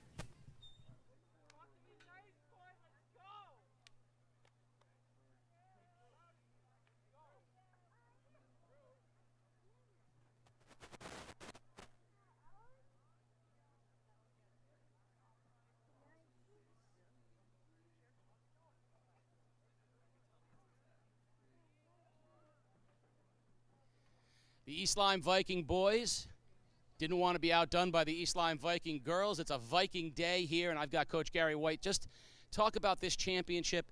Is improbable a word that you would use, or was this something that was sort of, that you had some thoughts about? We talked about all season long that we had to earn our wins, and the competition, the ECC teams are getting much better, and it's enjoyable to play these teams. I mean, it's great competition. We play a lot of teams outside the conference to get better, but in-conference games are getting much tougher, which is great. It makes us sharper, and it just makes us a better team.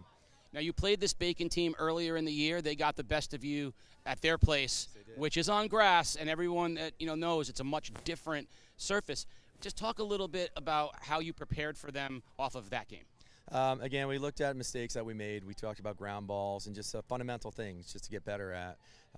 Again, sliding and just making sure that we're understanding where they're trying to feed the ball and trying to score on us, and also movement on offense. But the guys, again, they're very resilient. They listen. We put new things in every week, and we want to make sure that we have a large realm of options to go to, and the guys soak it in, and they're just great kids. You had a clear plan of attack against their zone. Drew Sager scored on 5 of his first 6 shots, all from exact same area, all beating Goulet low. He talked a little bit about what you had seen on tape and stuff, but just talk a little bit about the discipline that your team showed today against what is a very good Bacon defense. Yeah, we need to be very patient on defense. Brian does an outstanding job getting his guys prepared, and we talked about we had to move the ball around, make sure we're having people moving on offense, and just look for the openings when they're there. And we watched a lot of film. It's one of the things that we do pregame for every game, and we talked about tendencies. So we try to think about what their tendencies might be as a defense or a goalie, even on the other side of the field, and we try to execute what we're going to do, our game plan. It's been a couple of years since the championship in boys lacrosse. I said to Drew, the girls team won. The baseball and softball teams are playing for championships. There's a lot of championship opportunities here at East Lyme. What does that do for your players? When you have a town and all these programs all competing at that level. Yeah, it makes us raises the bar for us. We want to compete, and we want to be the best, and we just keep on competing. And again, that's one of the motivators. We have a great community in East Lyme that it's an athletic town, and everyone works to get better. And so it's just it's great. It's just a great community to be part of. What would be satisfactory for you in the States? I just want to win the first game. That's all we're focused on, one game at a time, and we'll see what comes after that. Well, one thing that we know for sure, the East Lyme boys are the boys lacrosse champions of the ECC 2024. Congratulations, Coach. Another championship here for the Vikings. All right, go Vikes. Hey, the lacrosse championships are in the book. Tomorrow, it's all about baseball from Dodge Stadium as Game Day's championship week rolls on. Thank you for watching Game Day live on theday.com.